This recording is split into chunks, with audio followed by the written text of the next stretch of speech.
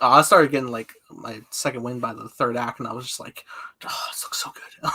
Yeah, there's a little bit of a not dull, but like a downtime when they get to the compound in Shang-Chi, where it like I mean, slows down a bit, but then even then it's still good because Wenwu kills those themes. even when I was like bobbing out from like my exhaustion of like the day, I was like, because it's my second viewing, I was like, this is actually progressing a lot faster than I remember. Like, Yeah, it goes pretty good. It has a great pace to it, just like our Doctor Strange run. yes, welcome, episode 56 of Hyperspace Hype. I don't know if Carson was aware we were live. 56. Woo! Whew. It's crazy. Including not including those lost episodes, those classic lost episodes from the They probably left for the better. But true, yes. a remnant of the time long past. We got. If you don't have the list of the Star Trek trilogy, you got that. Oh, duh! Great one. For everybody watching, we're talking about we're making a commentary list. And Star Trek. I haven't seen any of the old Star Trek movies in a long time.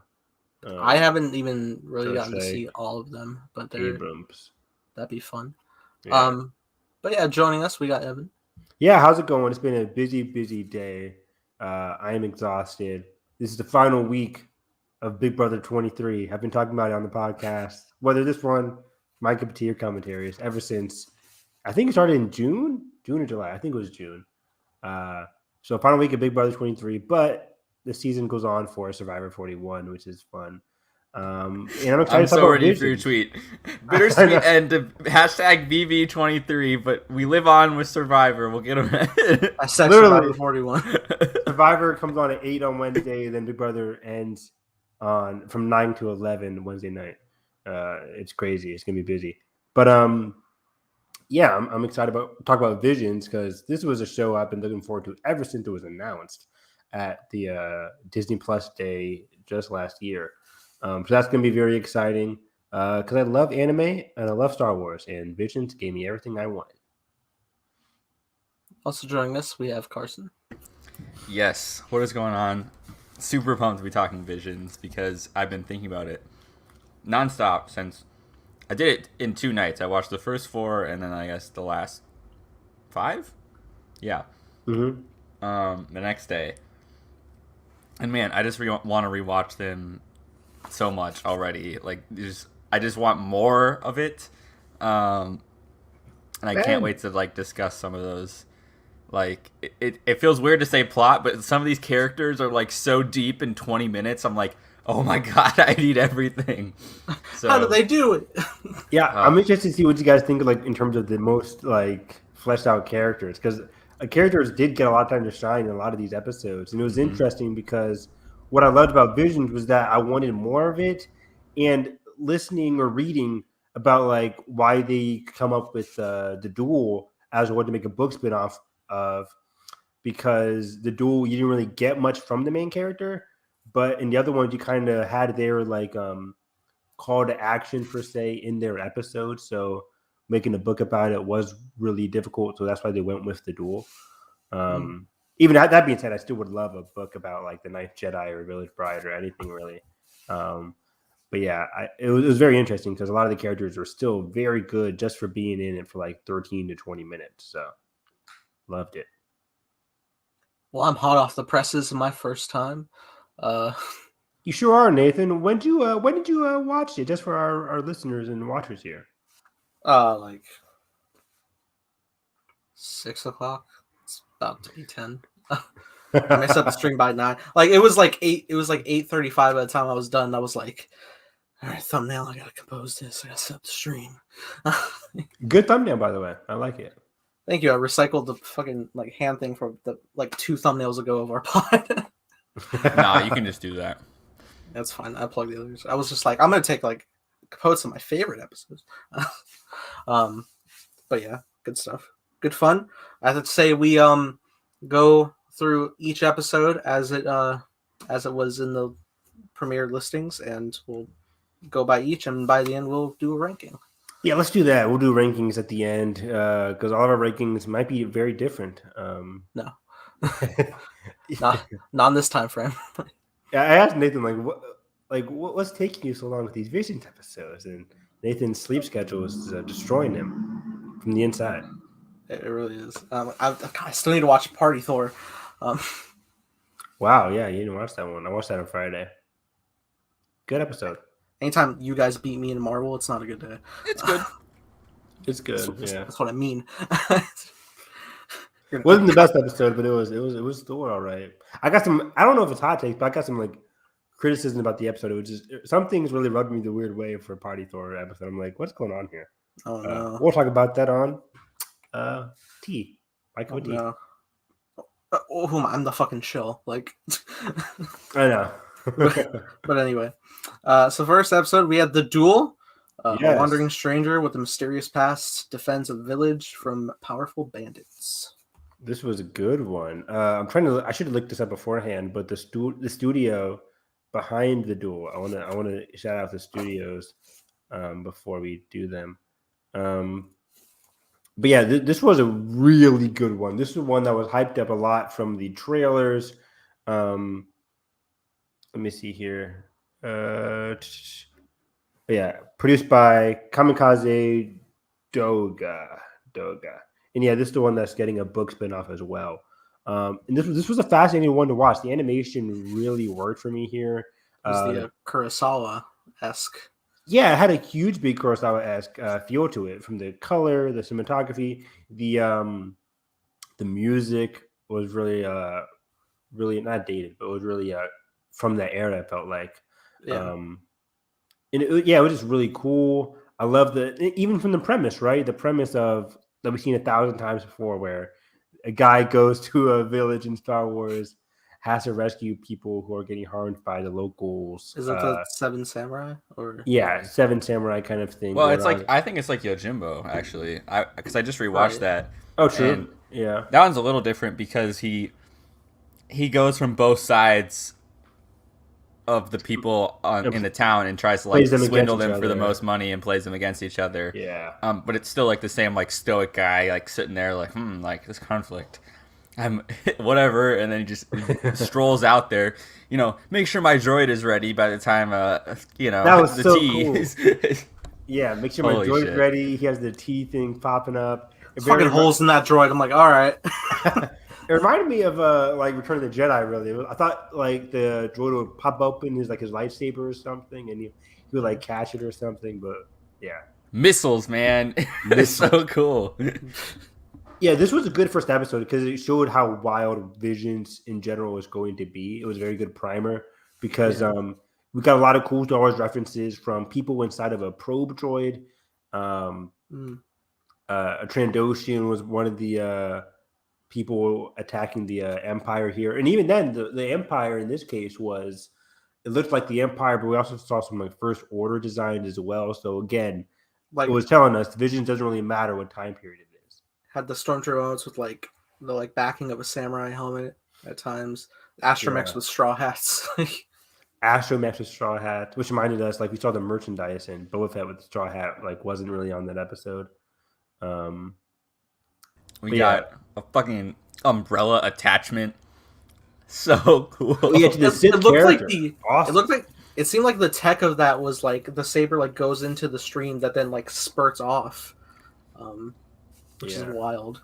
Was she called an Inquisitor in this tale? I forget. Just a Sith. Just a Sith, right? Yeah. Okay. Yeah, they were like, it's a red blade. They made a lot of points in different episodes of just red blade. No, it's Sith. It's evil. Yeah, there's a lot more Sith than I expected in Visions. Cut to us at Celebration berating a child on stage. Kylo Ren is not a Sith. One of our best moments. Yeah. Context. I feel like we because we don't just yell at children. I do. I mean, shit. You're a fucking teacher. But it was like a competition of naming different characters via category, and the category was name a Sith, and child was one of two people left, and she said Kylo Ren, and we were just no, that's not the canon. It was funny because it was before Rise of Skywalker came out, and the guy was like, we don't really know. Kylo Ren could be a Sith in the next movie. He has a new mask. You never know. I'm like, no, she got it wrong. Get her off stage. She was wrong. Yeah, The correct mask symbolizes the broken nature of Ben Solo, you idiot. Speaking of the Rise of Skywalker, got a shirt for it. Really excited Good for the God. movie. Hope it turns out well. Yeah. I wonder how it came out. Yeah. Let's go, JJ. I didn't get this at Celebration. I bought this like off Amazon, but it's probably secondhand. I think, did I get that off Celebration? I think I did. I remember I didn't get it off those canon things, shirt canon. I remember there was a big tent in the middle of the stage floor that was like covered because it had the title. Oh yeah, that was weird. But anyways, for the duel, yeah, this was definitely one of my favorite episodes. I liked the way the guy came across. He hardly said any word. He was just a very calm guy, and we see this kind of throughout a lot of the episode, or at least through like Village Bride, where the main character is pretty quiet. The duel here, very quiet. But a lot of these stories where they're just quiet, they interact with the community around them and then save the day. And it really worked for the duel. And the music was phenomenal, especially when he starts fighting the Sith character. I think her name was revealed earlier today via the Ronin book. I think her name was like Koru. You could look this up, but it's like Koru or something. Since Vision is non-canon from Ben, do I now look forward to non-canon content more now? Yes. Yeah. There was a report last week from Lucasfilm that I forget where it was exactly from. I don't think it was from Lucasfilm specifically, but Lucasfilm, I think it was Disney Insider. They said Lucasfilm wants to develop more non-canon stories, which they've been doing in terms of Visions. What's the other non-canon thing they had going on? Kind of like their Lego thing going on. I remember it was like a big debacle of just like, does the Christmas special, does the holiday special fit in with the canon the post-Tross? Like, yeah. But yeah, I really hope Lucasfilm does go into making less. And then of course the Revan trailer we haven't talked about yet, but the remake of Knights of the Old Republic is coming back, and people are like, "Is that canon too?" It's like it doesn't matter. Lucasfilm should do more non-canon stuff in their video games and their TV shows, and maybe even their movies. I wouldn't mind that either. That's never going to happen. But anyways, going back to the duel, yeah, when he started fighting the Sith character, it was funny when he pulled out the red lightsaber. I was still shocked when I was watching it, even though I forgot that was like an iconic scene from the trailer. Right. But when you put it down, I'm like, oh shoot, yeah, he is a red-bladed guy too. At the end, was it? Oh, this is spoilers, by the way. Big spoilers for every Visions episode. But was he? So is he a Sith? Or did he come from that line and then just betrayed them? I don't think he's either. Okay. And I think he's more in line of like more of like a force of good, clearly. Yeah. But I think the lined jacket of red kyber crystals insinuates that he's a Sith hunter. That's what I got. But then he kept the blade. I'm like, if he's a Sith hunter, did he need to keep the red blade? I'm not sure. But then he also gave the kid like, yeah, true. And he gave the kid like the red kyber crystal for like, show this and people won't like come attack you guys anymore, basically. Yeah, it was cool. My interpretation was like, he's been through some shit and just kind of a little bit jaded, but also like when stuff does happen to cross his path, he's gonna be for the people, fight a destiny for good. It's the Logan of Star Wars. He kind of is, dude. But yeah, man, the whole fake out with the statue was fucking epic. I love that. Incredible. Even before that, like the epic music, it felt like Duel of the Fates, right? Oh my god, on the log, yeah, it's total like the antithesis. Wait, what happened with the statue? So they're fighting on the log, he falls over. Oh, right. He falls into the waterfall. The finale. He gets behind the waterfall. He sets up to and he look sees like the his silhouette. Yeah. I guess there's a base down there too, like a training dojo. Yeah, that's what it looked like. So she goes to the bottom of the waterfall and she uses the log on top to part the waterfall. So cool. That was so badass. I thought she was gonna bring the log down to like try and hit him or something or distract him, but she uses it to part the water so she could see, and then all she sees is like the blade. Misty, the Misty statue there, and then she strikes, not knowing she struck the statue, and that's when the guy comes up behind her and just stabs her from With behind. another right? blade. Yeah. It was So so dope. I'm like, this is incredible genius. That was the subtle thing I liked picking up on too. It's just like when he fell over the waterfall, and then like her on the log like approaches, and the log just stops like right at the top because just you know it's the stops at the Force. Like, Yeah, it's just so badass. I was like, okay, this is what we're gonna get with lightsaber fights. I can't wait. I'll tell you guys. I also really liked her character design. Oh yeah. I mean, I wasn't hair. too big on the hair, but I liked the hair. I liked it a lot. It was that's very fair. cool.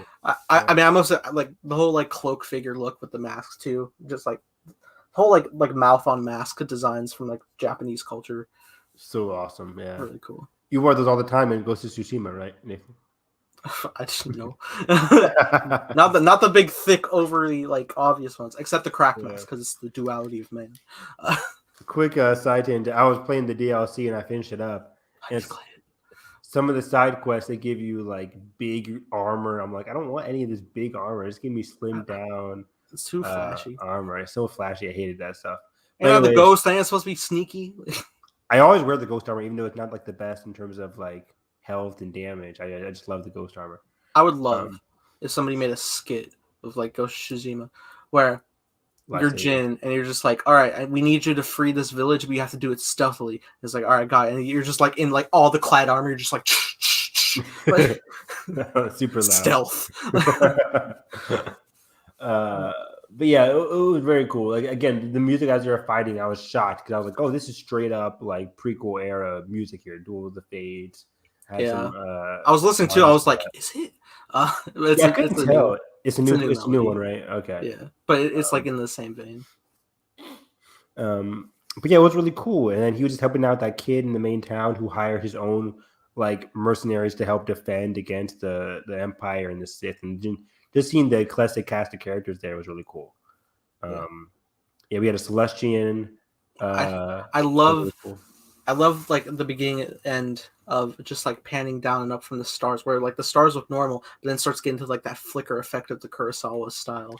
Yeah, that was really awesome. Yeah, I was like, oh wow, like, they really went for it in terms of the style. Loved it. Right, with like just like the flash of the title flickering on screen. That's so good. Yeah, it was awesome. Great episode. One of my favorites. I'm not gonna tell you where I ranked it, but it's in the top echelon of the rankings there for me. I think that means top 3. Maybe not. You never know. You never know. Should be stay till the end and find out, kids. Yeah, man, you guys are gonna hear my ranking and just be like, "What the fuck?" But also, in terms of like my favorite episodes, I think of the ones that actually like mean a lot. They have a good message behind it, and this one definitely did have a good message behind it. In terms of like him saving the village, it seemed very simple, but also it ending on like the mystery of the main character that really intrigued me because I was like, "Oh wow, it got more mysterious than I expected." Because again, it had a simple premise of him helping out a village. But then we also learned that, oh wait, this guy is a red lightsaber. What's his backstory? I want to learn more about him now. That really hooked me. Yeah. He had quite the afro. That was awesome. I liked it a lot. Pretty damn. And then, again, just the umbrella with the multiple blades coming out of it. Her using like the guys from Star Wars Rebels, the Inquisitors. Very funny, very cool. Oh, she straight up like flew down. At a point. She Mary Poppins that. Straight up Twilight of the Apprentice. I remember people watching that in Rebels, like, oh, people were flying with the helicopter lightsabers. That whole controversy. Star Wars is fucking weird, y'all. Get with it. Exactly. Episode 2, though, that was Tatooine Rhapsody. Look, I had fun. I had fun. A band, and you know what? Let me just preface this whole deal. Yeah. So, Disney Plus, for some unforsaken reason, I guess I wasn't thinking like. Wait, this episode 2 or episode 3? The first 2 episodes, I accidentally watched them with Cantonese on because when you select. Wait, like audio? Yeah, when you select, it is still slapped. Don't get me wrong. But I was just mad at myself because I'm like, oh, that's not Japanese. It's literally like the 12th thing over. Why do you not have Japanese first, then English? Like, Mine the two auto-played things on that you English. had voice cast for, like explicit Whoa. voice cast for. Like, why is it all the way over? I wasn't even thinking because I just expected it to be on. I expected it to be on dub first of all, and then it Mine would just change over, and then I was like, I guess I just saw. I wasn't reading it. I just quickly went to the next one and just like clicked out because I was like excited, and then By the 2 way, episodes in, I'm like, what is this? This is not Japanese. Were you watching this with Kelly? Did she watch Visions? No, she hasn't watched it yet. Oh, tragic. But yeah, mine auto played on Japanese. That's interesting. It was Lucky. weird for me. That's so. Yeah. God, I don't know like how Disney Plus can calibrate that because I don't think there's a lot of like Japanese anime options on Disney Plus. There's not really. Yeah, I can't remember if I switched to Japanese or it was automatically there. I'm pretty sure it was automatically there because I made sure to watch it on subbed. They're selling your first and information. foremost. Even though I heard like the English subtitles sometimes didn't match up, it was like they moved too quickly or somebody was talking and then the next sentence they'll say That happened to me too. And the formatting of the subtitle, like they had like that little subtitle editor where you can like change the fonts. And I just couldn't find one that I liked. And I didn't even realize it until because I never have. I mean, I have like subtitles on during like What If or whatever, just to like have them on. Of course. But I'm not like explicitly paying attention to them. You're watching Vision and it says the X-Men's Quicksilver.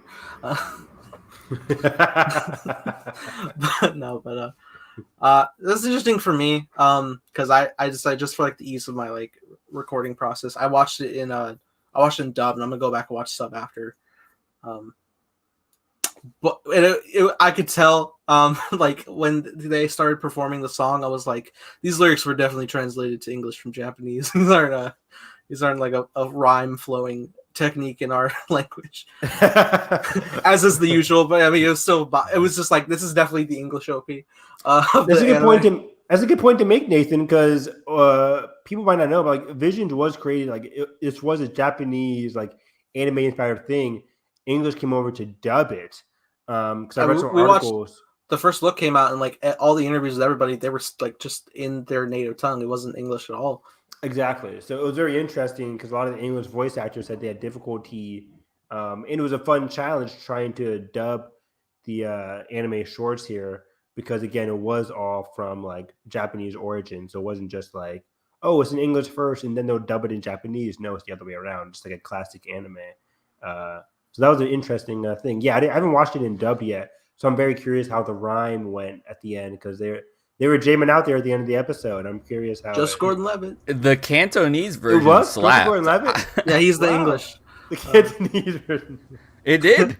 Who's the Cantonese? I don't know, but they were great. The list came out of like the Japanese and English voice actors, and I want to find that list again because I was like hearing some because I forgot like in one of them Simu Liu is one of the actors. And Christopher Sean's in one of them too. Christopher Sean's in one of them. Is he in Ninth Jedi? I think, or is he in Village Bride? No, Village Bride. Village Bride. Sorry. Who is he in Village Bride?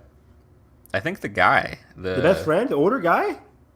I think he's the or he might be the villain guy. I don't know. Wait, who? I'm throwing darts at nothing right now. I'm just totally guessing. I remember I was watching we'll get to it, but I was watching the Twins and I was like, I was listening to English. I was like, fucking is that Neil Patrick Harris? And it was. Oh wow. And then I was watching an episode later. It might have been like the Village Bride, and then the Imperial like leader came down and he was talking. I was like, "Is that fucking Neil Patrick Harris?" Oh, did you watch them all dubbed? I did, just for the ease of my reaction to start, and then I'm gonna go and watch sub. Shut the fuck up! I'm clipping that. Good. I gotta watch them all on dub too. I want to get the whole experience. But yeah, going back to Tatooine Rhapsody. I liked in terms of last episode, the duel, the first one. It kind of felt like it was post Return of the Jedi a little bit. Is that what you guys got that sense of for the duel? Because it was like for the duel, not for Tatooine. Yeah, for the Tatooine Rhapsody, it was like post Return of the Jedi. Jabba was there, so yeah. This one felt like I'd say maybe like he was running away, so it was like post Order 66. I think it was like probably like mid original trilogy. Yeah, mid original trilogy there. maybe he met Kanan along the way. Maybe Kanan was part of the band for a second there. That'd been fun. Don't tempt me. That'd been really cool. Look at Freddie Princeton on some vocals. Carson probably wouldn't recognize Kanan anyways at this point, just like in Bad Batch. God. Um, Don't remind me. What is with me with watching these shows on Disney Plus? Something's going on. But yeah, it was really cool. So it went into a different direction because when I saw the trailer for this episode, just like in the whole trailer, I'm like, oh, this is gonna be a fun one where he sings and stuff like that. We're just gonna jam out. We're just gonna jam out, which they actually eventually did. Yeah. But in the first part of the episode, we're on the chopping block. we're like we're on the chopping block. Very Big Brother quote there. But I didn't even try to do that. I just knew, Evan. I just knew. Nightmare flashbacks. But fucking Big Brother diet over here. All right. Yes. But this one is very emotional. I was surprised how much emotional it got because I really got to rewatch this episode because one of the tracks really hit me. So when he's running away, it's very depressing. But then the flashback, they go years later and he's jamming with his crew. But then one of his crewmates, a Hutt, gets taken prisoner because Jabba the Hutt wants this guy to be executed for like kind of running away from his family duties, per se. And he's upset because they really didn't get a chance to finish their set of their band, Tatooine Rhapsody, or I forget what the band was called actually. The Rolling Gales. Epic. That was the name of their band. Really cool name.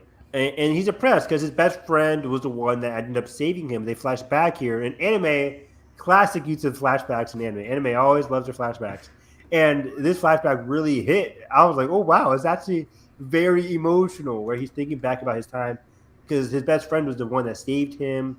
And the music they played here really hit. Like, I was really emotional about it. I'm like, wow, I really want to hear it in Japanese. I really got to hear it now. Again, because it really worked for me. And dude, it's a fun ride, dude, and it's definitely emotional. I love the band themselves. I love all the character designs, like the drummer's three torsos on one pair of legs. They just fucking rotate on drums. Yeah, I was like, have we seen that alien before? I don't remember that one. I mean, we've seen like horn aliens before, but not like a fucking three-headed one. Yeah, it reminded me of this creature from Naruto. I'm like, this is really cool. And then, we get the Hutt character. I didn't realize was a Hutt until later on. I'm like, oh, he was a Hutt. That's why he got arrested. Yeah. And we get the first set list crashed by Boba Fett himself. It is Tamora Morrison for the American. Oh, nice. Tamora Morrison was there? Yeah. Wow. Okay, that's awesome. He had quite a few lines. That's really cool. Yeah, and when he was chasing them, awesome design. The character designs in this entire anime, by the way, was very unique. I mean, every anime is going to have unique animation in these shorts. But I like the one here because it felt very, not in a bad way, but it felt very cartoonish. Like it felt like something that you could watch on like WB64 growing up here in terms of that was animation. That was the big plus I had watching it. I was like, man, give me a season. I want to watch it. Me too. I want to tune in with these characters. Have you watched Andre 3000's like kids show growing up? What was it called? I forget what it was called now. I think mine is called Andre 3000, something like that. But every episode they had a new song, and I would be like jamming every episode because my brother and I used to like watch it on YouTube. Some of the classic songs because they really hit. In this one, I could really see them playing a new song at the end of every episode, maybe having another flashback to his time being on the run. It's just every episode, we're going to say it here, but every episode has tons of potential in terms of different stories, different continuations or flashbacks or anything. I just want to see more of this world that each short created, especially this one. And yeah, it was just very sweet. They really wanted to save his friend, and they come up to him, and they're like, yeah, we promised Jabba that we do one last set together.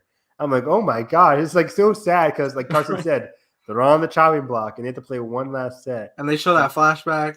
They show that flashback too. And I'm just like, oh, the feels really hit towards the end of this short here. It really does. And they go out, and I was completely expecting like a breakout type. Me too. Because everybody was. Because he had like his saber hilt, but he was like, oh, it's just a mic. But it actually was. Yeah, and then as they were finishing the song, I think like one of the droids, like you get different perspectives. I'm like, oh, is something gonna happen where he jumps up and then frees the guy, they make a run for it or something like that, and it's like a happy ending. But it was a happy ending, but just from a different perspective. Like it was a happy ending in that they got to have their complete set. They got an encore because even Jabba and Boba Fett are in the background tapping their foot, which was really cute. He sort of called out Jabba, just like, hey man, be our sponsor. Yeah, be our sponsor. Play us again. Come on, man, they love us. Like you like money, Jabba. I'm like, oh, very true. Jabba likes his money. There was a great little moment, like blinking you miss it, but like during their set, like they cut to Jabba and then they cut behind him and you just see like his little fucking tail tapping with the beat. Yeah, it was very funny. I was like, let's go. You see his tail tapping, you see Boba in the background, like, yeah, I like this song. Yeah, he's fucking nodding too. So you said this was George Cukor and Levitt doing the music here? Yeah, for the like he's the lead singer in the dub. Yeah, the song was really fun. I wonder if that's on. Do they have any of the songs on like streaming platforms, like anywhere, like Spotify or Apple Music? I hope so. None that I know of. I'm sure they'll definitely add Visions to Spotify at some point. Yeah, because I gotta look up some of these songs. So this song was really fun. It was very enjoyable, and again, it was just very heartwarming. It's one of the most heartwarming shows of this entire first season for Star Wars Visions. I hope they do more. Absolutely. But yeah, I really like this one. I think this one and Toby was very heartwarming. There's just a lot of ones that were very happy, and surprisingly, some that ended very dark as well. So Visions gave me the full roller coaster of emotions here. Yeah, this was a good one. Then we move on to an episode I was probably looking forward to the most since the trailers, which was the twins. Yeah, this is the one that they hyped up the most in terms of like, and it makes sense because this was the most crazy, bombastic episode in terms of the twins by Studio Trigger, which is a very famous studio. I remember I went to Anime Expo Anime Expo in LA in 2019, I think 2018, 2019. I went to Anime Expo in LA, and one of the panels I made sure to go to was the Trigger Anime Studio, and they showcased their upcoming projects. At the time, they were working on this anime called Promare, and yeah, I'm not the biggest Trigger fan. Like I classically, my brother loves their most famous work, which is Kill la Kill. But I tried watching Kill la Kill, wasn't really my thing. And that's the kind of thing you get for Trigger. Like some of their stories might not work for you, but their style and their creative like choices in terms of going so far off like the edge in terms of creative decisions and craziness and how crazy and big and bombastic their show can go. That's what they're known for because their animation really worked for that. It's not the cleanest animation, but it's the most like stylistic animation. And that's what you get for the twins here. But even though the twins did actually have a pretty good characters in them, those characters were very memorable, and the brother and the sister there. I said they're memorable, but I forget their names right now. But it was a really good episode. I loved this one. It's good. Wow. Whoa! What? I know. What? I liked them all. I liked every episode, but this actually fell in one of the weaker ones for me. Oh, interesting. Oh! Shockingly, on the flip side, like if you look at my list, fucking Motherfucker, galaxy shattering TLJ, fucking parallels to the light speed explosion. We got the brother trying to save her with like the lightsaber activates the kyber crystal and it like shoots an actual laser at her and then she blocks it with a lightsaber whip. I like the fucking radicalization of like all this shit. It's so fun, for sure. Elaborate, sir. So what's wrong? What the fuck's wrong with you, David? Like, no, I'm kidding. I was just getting excited. I know, and it's weird because I was saying like this is my most looking forward to. Her Trigger's like one of the most fucking famous things, fucking like twin dyad shit. Like, oh fuck yeah, let's go. Well, yeah, let's talk about it. What worked and what didn't work for you in this episode? I think it's just like the characterization of the twins just seemed really like super over the top on both sides. And like it's like it's in stuff in anime like you see what you see normally, but I think it's because like I'm not watching like a back-to-back episode season show with these characters that I'm just like, this is odd because he's just like she could overpower and could die, but like I like, do I risk her or not? Like I just don't know what to do, and I'm just like I barely know you, guy. Like, motherfucker's like about to get sent to the Shadow Realm or something. Wow. I mean, it was funny because like again, the brother, he was in the English dub. He was played by Joseph Gordon-Levitt. No, he wasn't. Also? Fuck. No, he wasn't. Of course he was. No. God, I'm mixing up names. He was played by Neil Patrick Harris. In this one. That's a weird decision there. Yeah, and I was watching. I was like, he's way too old for that. Yeah, way too old. Works for that character. I mean, I don't think he sounds old. I think he sounds like he always has. But Nathan, I honestly want you to rewatch this episode in sub because the over the topness with like Japanese voice acting is like so epic. Like, can someone say Nani, please? Like I can totally see there being a disconnect now in English because it's so explicit of like, oh, should I say? But in Japanese, it's just like, I'm just like, yeah, you gotta go do it, go. Well, no, it's funny because then like every episode like post that like I have. Like I wasn't like having like an English disconnect. I thought everything was like transpiring very well with their performances. I mean, it is like really fucking. It is like the most radical anime shit they could ever have dreamed up. They're fucking fighting like out in space on the fucking surface of a starship, completely fucking riding a fucking X-wing. Like there is like an amazing shot like when he is like pondering like what's going on. Like he's on the edge of his X-wing and there's like this fucking like zoom in of like the back of the ship like coming forward. Just it's a really great zoom. Yeah, it was really cool. I mean, straight from the beginning, we get and we kind of learned about this prior to the episode dropping, but this took place after Tross, which is always a very interesting time period in terms of whether it's canon or not. It doesn't matter, but and I do like the like the first half a lot of this episode, just like setting up like who the twins are. I really like the like dual engine double Star Destroyer. So wacky, but it worked. I'm here for it. Project Gemini. I'm like, oh, okay. Oh, Will Smith's here. Gemini man.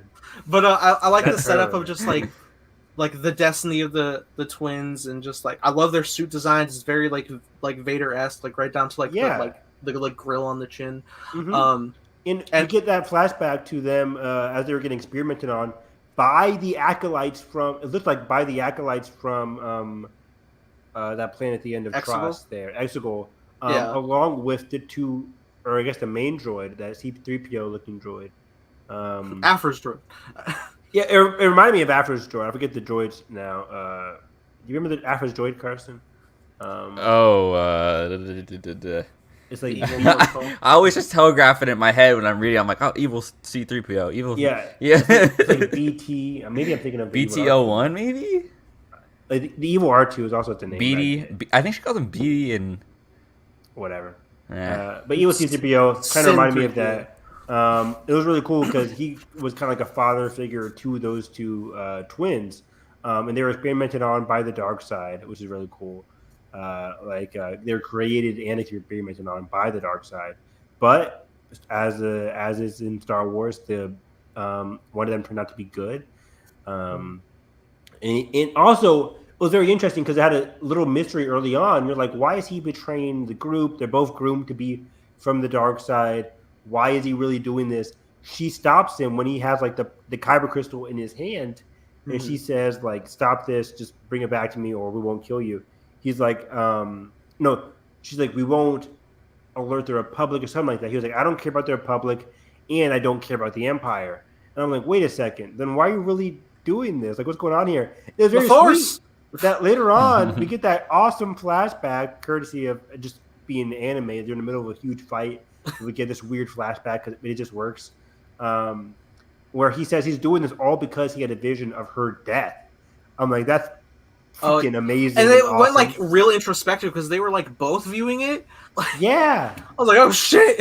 they both. That is like cool. That is like cool stuff that I really enjoy. Yeah, it like zoomed out and it was like that weird like red effect. I think it was like kind of like to show the difference reddish of it. gray effect. Where it's like, this is what happened in the future. Where, and this was warned by the droid, where it said, "Hey, be careful because the kyber crystal, when it interacts with your dark side armor, that it might have some repercussions. There might be some side effects there where it might affect you." And it was very cool. I very much avoided the fact that Kare's intentions for leaving was sort of neutral, sort of a forced hunch. So Kare was the guy, Ben. Do you remember his sister's name? Because I can't for the life of me. I did not do my research. But yeah, Kare was a great character. And I just liked it because, again, these shorts are only going to be like 18 to 20 minutes long.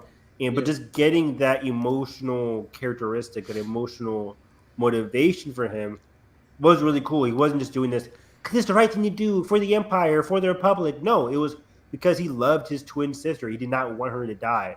No matter how crazy she got, no matter how much she wanted to kill him, he had that goodness in his heart, and he wanted to save his sister because, of course, they're twins. And that just really worked for me. Now that I'm ranking this, like I don't have it as high as I thought it would because exactly the other ones are more emotional. I mean, the other one, they get like so in depth with their. And I just thought about the last episode. So I was like, dang, like that was deep. Like with the we'll get to it, the shit gets like real deep and then when you look at the twins, and it's like primarily it's a set piece. There is some heart in there, but like majority of it, you're just like, whew, we're on a ride. It's very action oriented in this one. I think this is still in my top 5. I definitely have this in my top 5. I think it's my top 4. Is this the Dragon Ball Z of Star Wars? I think on my list is over 9,000, so I think that's where it ends up there. Over 9,000. But yeah, of course, we got to mention in this short, we get the awesome, incredible. So he's trying to think of what to do to save his sister. His sister injected the kyber crystal to her armor. She had this huge lightsaber, multiple lightsabers, twisting around his blade. He's getting outmatched here. He's riding on top of his X-Wing in space. It's freaking crazy. I love it. No explanation. No explanation. Doesn't matter. He's thinking what to do to save her. And he uses his droid recommends using hyperspace. I'm like, okay, this is going to be weird. Like, is he going to combine hyperspace with his lightsaber? But he, I was like, his droid like activates hyperspace, and he uses hyperspace in conjunction with his lightsaber, and manages to slice it off for some reason. Only sliced off the part of her armor with the kyber crystal, not her body. She's just perfectly fine. That's some amazing measurement. That's some Jedi shit. It's some Jedi shit. It's amazing Force shit. I love it. And of course, we get the Ryan Johnson moment. The ship cuts in half. The Holder maneuver too. Yes, man. We get the Holder maneuver too. Just that side of it, though. It was a really clean parting. Very clean parting. Which is very cool. You guys say it's not emotional, but I liked how his main fixation was working to save his sister, and then he gets to hyperspace, ends up on Tatooine, Jakku, some desert planet, and his droid asks him like, what happened to his sister, and he's like, I don't know, but I bet she's fine. That was sad too, because I'm like, I loved it because when it hovered on that shot, I was half expecting him to jump back to the coordinates and be like, me too. Yeah, to go back and rescue her, but he didn't. He had but it was literally, it was a random thing just to save her. So like, it makes sense that like he risked it all just to save her. I loved it. It had just the right amount of emotion for me, where I was like, oh my god, this really is very impactful. Where he's just sitting with of course, the classic dual twin sons sunset there. Again, twin sons. It's like poetry. It rhymes. The parallels, the emotion. Again, Kare. Didn't he have a little droid too? I love the little droid. Yeah, he had a little droid that helped him. A lot of great like alternate designs of droids in this series. Yeah, great droids. The droids were the MVPs of the series. To be honest, droids were clutch a lot of times at this entire series. But yeah, the droid was the one that gave Kare the idea to use hyperspace in the first place. and help him rescue his sister. And then I liked, again, going back to the emotion part, we learned early on that the droid, the C-3PO, evil one, was the one that kind of like helped raise these two twins.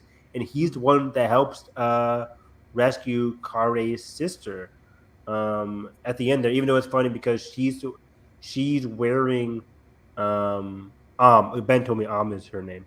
But she's not wearing a helmet in space, but the droid is. It's just really weird. Like, it doesn't make sense. But okay, it's Star Wars. It's Trigger. It's awesome. But yeah, thank you, Trigger, for this episode. Trigger also has another anime episode coming up later by the name of The Elder. And also totally two different animation styles. So again, Trigger, known for the twin style of animation, but they also can do a lot more. If you guys really want to dive into some of Trigger's projects outside of this. But yeah, I really like this one. I'm looking at my list now. I think it's in my top 3. I like the twins a lot. Dang. So yeah, is it in my top 3 actually? 1, 2, 3. It's number 4. But yeah, I like this one a lot. Good stuff. What's episode 4 here? Episode 4 is The Village Bride. Here we go. Here we go. At last. Village Bride. The Jedi on the Run takes in. I literally just sent this in chat, and I was like, Village Bride supremacy. Let me look up the studio for Village Bride. You guys talk about it. Go. So, right away we got like, man, I don't know why Western culture art is not in touch with like nature in the visuals, if that makes any sense. But this shit. Wait, quick tangent. Yeah, I'm watching a lot of like me and Carson talk a lot about South Korean cinema. A lot. Oh, they nail it every time. They nail it. And it's just like that's why when we talk about movies like Old Boy or like the Vengeance trilogy, any fucking Parasite, Bong Joon-ho's movies, like the landscapes, the Eastern style of filmmaking, it's just so they're always in perfect. touch with nature being a character in the movie. Nature and the backgrounds and the setting being part of the movie. America is just like, it's in New York and France. That's it. Like Mexico, it's orange. I know. Watching that Extraction teaser, I'm like, oh boy, here we go again. But yeah, I'm just like, Star Wars is great when it's in touch with nature. That's why I fucking love The Last Jedi, because we get quiet scenes with Rey on Arc 2. And like a lot of the scenes are dedicated to nature, and we get that a lot in the original trilogy as well. But yeah, Village Bride has a ton of that, and that's why it immediately stands out in terms of animation, in terms of setting, and in terms of like its quaintness. Like, it's such a quiet episode. It's so relaxing. That's why there's literally a point where the people are just relaxing. The two main characters are just chilling at a dinner. And I'm like, I fucking love this. I did too. It's just really good. But like then there's like tension. They're like, the sister comes out, she's like, nah, we ain't dying today. No. And I'm like, not today. Oh my god. Yeah, I love you, stupid. Yeah, literally. Speaking of emotions, this episode, it really affected me a So lot good. because Me too. you get the simple premise from the macro level. You get the simple premise of, oh, there's a group berating a small village and they need help from a local Jedi. Oh, Yes. damn it. But diving into it, which is why Star Wars is always so beautiful about the nuance of these episodes and Star Wars in general. The landscape, they're using this village uses the Force in a variety of different ways. Like, this isn't the Force on their planet. They're called Magina, I think. Magina. Depending on how you pronounce it. Right. Yeah, the main girl says it too, the Jedi. I think the main girl's like Haru, I think is the girl's name, and then her husband's name is like Azu, something like that. Ben might put it in chat or something. I don't know, but It's Oswald Cobblepot. Got it. Okay, cool. There we go. Sounds very familiar. It might be copyrighted. But WB, that you? I just really liked it from the beginning. The husband's carrying her. It felt very much like the beginning of a Ghibli movie. Like, I felt like I was watching Princess Mononoke there for a second, because it felt very traditional, but I also saw- very calm and relaxing.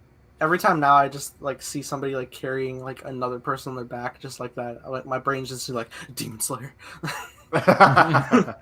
Tanjiro and Nezuko. But yeah, it's very sweet. So he's carrying her, doesn't want her to touch the ground because of his tradition. And speaking of traditions, they go to this waterfall and they use the Majina to relive their memories of what happened. And as an audience member, this is a good opportunity for us to see what really happened to these people. And a lot of their family and their village people died during this unfortunate, just random. It felt like, was it a random Yeah, like earthquake or something like that?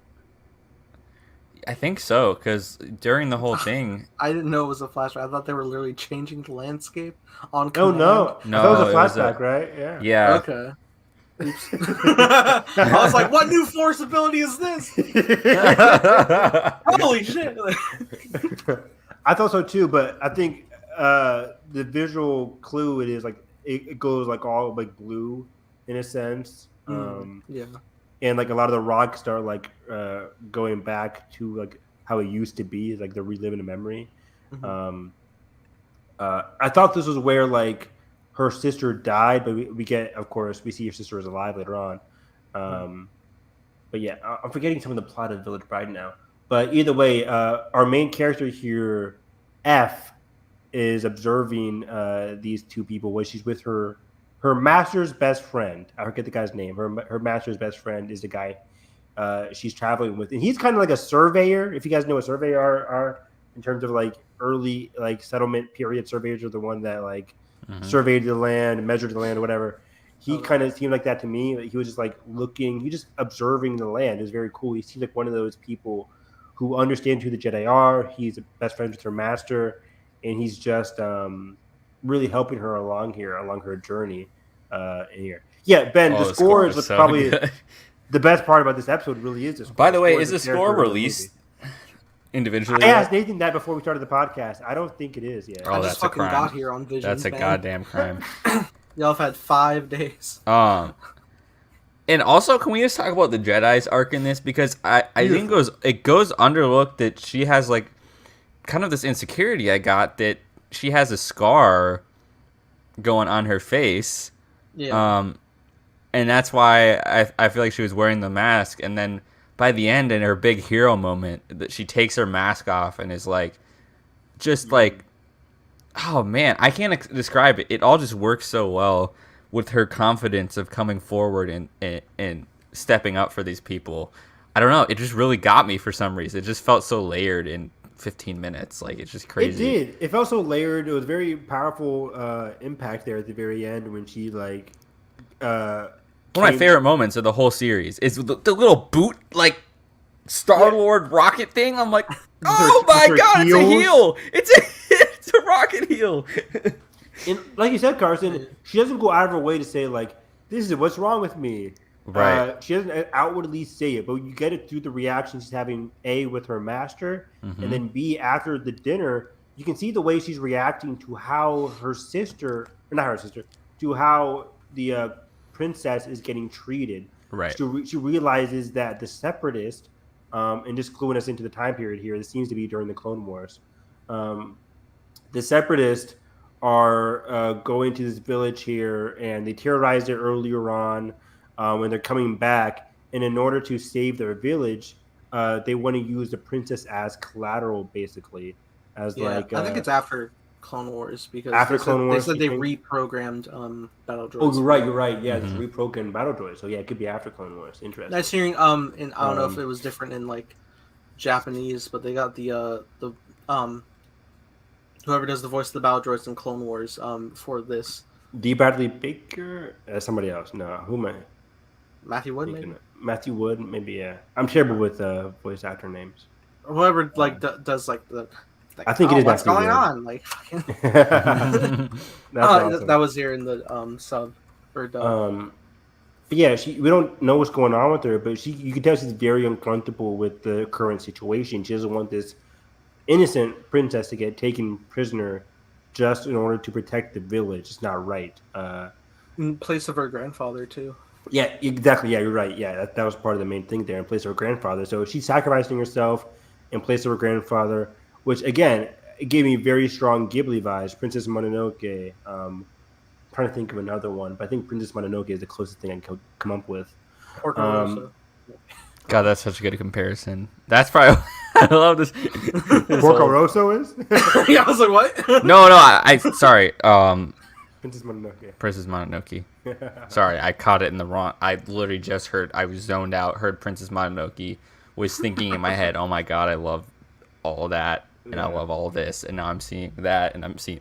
But I wasn't in tune with the conversation, Evan. Oh, okay, gotcha. Motherfucker's not even listening on his own pod. But yeah. So and then I love the conversation she has with her master when they're having that dinner. So good. It was just very cool. He's just chilling. Again, he's a quiet observer, but he can also tell that although he isn't really saying much, like he also doesn't agree with what's going on. He's willing to help. And then again, we get a third conversation between her and the princess, where she explains to her like, "Hey, what you have with the Force," as she was meditating, like what you have with the Force, we have with Majina. Like it is one with the nature of our world, and we just want to protect. We just want to protect that. It is again, it's very simple, but it works phenomenally. And then I think that conversation really helps her out. And I don't want to get outside or forget about the prince here, the husband. He wants to protect her too, because I was like, so she's getting taken away, but we learned the husband's willing to go with her too. Like he doesn't want her to go alone during this. And then, like Carson said, during the dinner scene, the sister Izuma, I think I forget her name now. She's very much against this. Like the audience is like, no, F that. We don't want you to get sacrificed just for the sake of our village. It's not right. We can't lose you. She doesn't want to lose her sister. And that really pushes F, the Jedi, over the edge. And in the end, she has a powerful moment with a yellow lightsaber, which was crazy. Yellow, thin, fucking katana blade. Yeah, she turns it, and then like you see how thin it is. It's really cool. And before that, She said Clone Wars Rebels. Good point. And then she freezes the blaster bullets in midair, which was badass. And cuts off like the dude's arm or something. Oh yeah, straight up. And then then her best friend, he's sniping. The mentor guy is just chilling, just sniping, and then removes his helmet, and it's like a bomb goes into like the ship. That was so cool. It That just was amazing. takes off. A regular Sully. Yeah, it felt very much like Sully. One of the missions I was playing, Sully was like fucking sniping for me. I was like, hell yeah. And then he was like, fuck it, Nate, I need help. There's too fucking many. I was like, alright, fine. Nate. Right. I think I'm like a third of the way into Uncharted 2. Like yes. Like we we re-met with Elena again from the first game. Great. Which threw me off because at first I was her. like, is this a prequel? Because I swear to God, Sully's hair is darker than the first game. Yeah, it's just the lighting and everything. The jump from Uncharted 2 to Uncharted 1 is one of the best, craziest jumps in video game history. Oh, yeah. The first one came out in 2007? And then Uncharted 2 came out in 2009, I think. Crazy turnaround. Yeah, 2009. And then Uncharted 3 was 2011. And then, they had like 2-year time skips. But anyways, Uncharted 2 is a phenomenal game. But yeah, he had that Sully vibe for me. Hey, I think it's my friend Bree. What's up? Yo. She is hello. big old anime fan. Awesome. Nice. Love the anime. I always talk to my 8th grade students at school about anime, and we always have some fun anime discussions at school. Like, you like Attack on Titan, Mr. Harris? I'm like, yes, I do. Yes, I do. Don't mind if I do. Let me just go on to this rant about... Exactly. I gotta keep on teasing. Literally. But yeah, Village Bride is phenomenal. The emotions work. The score is phenomenal. The animation is beautiful. And yeah, everything really just worked for me on The Village Bride. Like, even the characters. The characters had a great arc. Bree, she does reactions. If you have not watched all of Visions, we're talking about all of Visions right now in spoiler. So yeah, we're talking about all the Visions. Hey. But anyways, this is not spoiler. This is my favorite episode of the series. Ooh, I'll give that away. Hello. whoa. It just felt the most close thing to Star Wars, yet like totally its own thing at the same time. And I don't know, man. It made me feel all warm inside. Just the moments at the end. You know, that whole sequence, man, where it's incredible. It's already been going around on Twitter, but I gotta rewatch it, yeah, because it's really good. Oh, she just finished Vision like 2 minutes ago. Wow. so did Nathan. So did I. So did Nathan. Yeah, exactly. Nathan's autofocus is just Oh my god, it's matching the chaos. Really, honestly. But yeah, man, it was such a fun time. But progressing forward, we have the Ninth Jedi, which Another banger. bangers, This slaps. This one, holy shit! This one. Oh, we got Move Evan. me away. Your Evan, mic. your mic. We Oh, lost really? you. We We lost me? you. I think it's swapped. Let me fix it up. Oh yeah, what happened there? Okay, are we back? I think so. Wait, say Maybe. something again. Hello. Yes, it's recalibrating back. Okay, there we go. There we Oh. go. Maybe not. No, it sounds we're not muffled. back. We're not back. If this isn't the energy of our show in a nutshell. Yeah, really. Boom. Hello, Bree's like, hello. I've never seen one of your shows, and this is why. No, my stuff was but good. this I'll start while Evan's dealing with mic issues. This like felt like, I mean, Ben just nailed it in the comments. Like, this felt like the most fleshed out world building and character development in the whole series. Like, I wanted more at every turn. Like, I loved the whole like setting it was at, like this upside down like a moon base in a rock, and then like the whole thing about Jedi having to show up, and we get the whole information that like it's kind of like a distant thing, and then nobody's really seen a lightsaber, and then cut to like the ground floor of the planet, like this guy's just humbly making these lightsabers, interacting with his daughter, trying to protect her, and I'm like, dude, everything is so great in this episode. So there was like a theme of me watching these episodes. Like after Tatooine Rhapsody, I was like so engrossed with the characters. I was like, damn man, give me a spinoff. I'll watch a season of this. And then I watched The Village Bride, and I was like, damn, this is fucking epic. Give me a season of this. And then I was watching The Night Jedi. I was like, son of a bitch, Give me sign me up. Animated Is it working series. now? Is it working? Yeah, you're good. Yes. Ninth Jedi is the one where I'm like, wow, this is the most potential for a sequel. Or probably not the most. There's one coming up where I'm like, okay, this one probably the number one in terms of I need to see. I know which one you're talking about. Yes, it's Toby, everybody. No, I did love Toby though. But Ninth Jedi for me, holy shit! First of all, I gotta say this is my favorite studio of the bunch. Production IG is one of my favorite studios of all time. They're the one that does Haikyuu with the volleyball anime. Of Oh, course. all right. You sold me. I'll watch it now. If you guys haven't watched Haikyuu, watch it. Damn it, Haikyuu literally changed me as a person. I love it. I love the show. Whoa. The lessons that it teaches you throughout the show is fantastic. I'm ready. But Ninth Jedi, oh my god! Like, yeah, the premise, the way it starts, it felt like you're watching a cinematic movie. Oh my god, I forgot about those little intros and outros. Yeah. Yeah, the intro because it like turns around, you see like the base Yeah, and of it like the spins asteroid. through the asteroid thing. It's like, Exactly, oh, and the that's light pops up, and the premise here, and it was a very like complex-ish premise where this is years after the Jedi have died, or actually the Jedi Order, perished.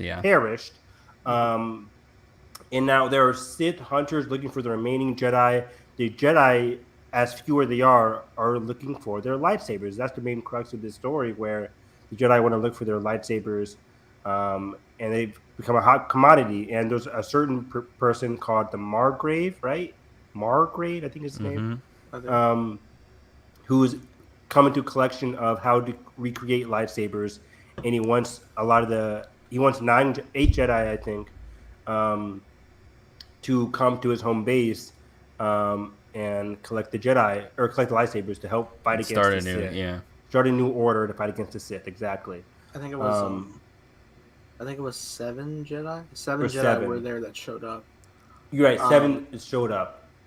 Yeah. And then you had the person who like requested them there, and then our main protagonist, and who becomes the Ninth Jedi. Kara. Oh man. We got Rey's theme parallel. She's taking off on the speeder on the ice. I'm like, dude, come on. It's a wrap. I think it's over. I'll bring out Akbar. It's a wrap. But I think Yeah. one of like the best things they added in here was like the idea that like the saber. Yes, I color knew you were going to bring it up. It customized to the user. Oh, and the purple was everything. That just made the entire show for me. Where he's like, "This isn't you," and then it changes purple, dude. And he's like, That was "I fell into the darkness." I was like, "Oh my god, come on!" And then her lightsaber like turns green as she's fighting because she went from like this clear color, and I love which was also cool in its own right. Yeah, and they have that little moment early in the episode where she's like, you know, you're skilled with the lightsaber, but maybe one day it will change when you're ready or something. color. I was like, oh. They had that great moment too, just like the one good Jedi kid that was there, and like he was I like, loved real him. One. And it was blue, and it was like, oh cool. And then the fucking reveal later where they all just fucking ignitioned and they're all red. I'm like, he was trash. I was like, twist of the century. I was like, Also, the whole droid thing in this episode really shocked me. Did you guys see that so coming? cool. I called it like 5 minutes before it happened. I didn't call it was that guy him. is the Margrave. He is it. Yeah. I didn't call that, and I also didn't call that he would be good. I was like, this man looks evil. Dude, same. I'm like, he is sus. Vote him out. He's got to go. He's wearing red eyes. She's like, please come to me, everybody. I'm like, I've seen Order 66 where they're all like, come to the temple. It's safe. It's fine. I'm like, no.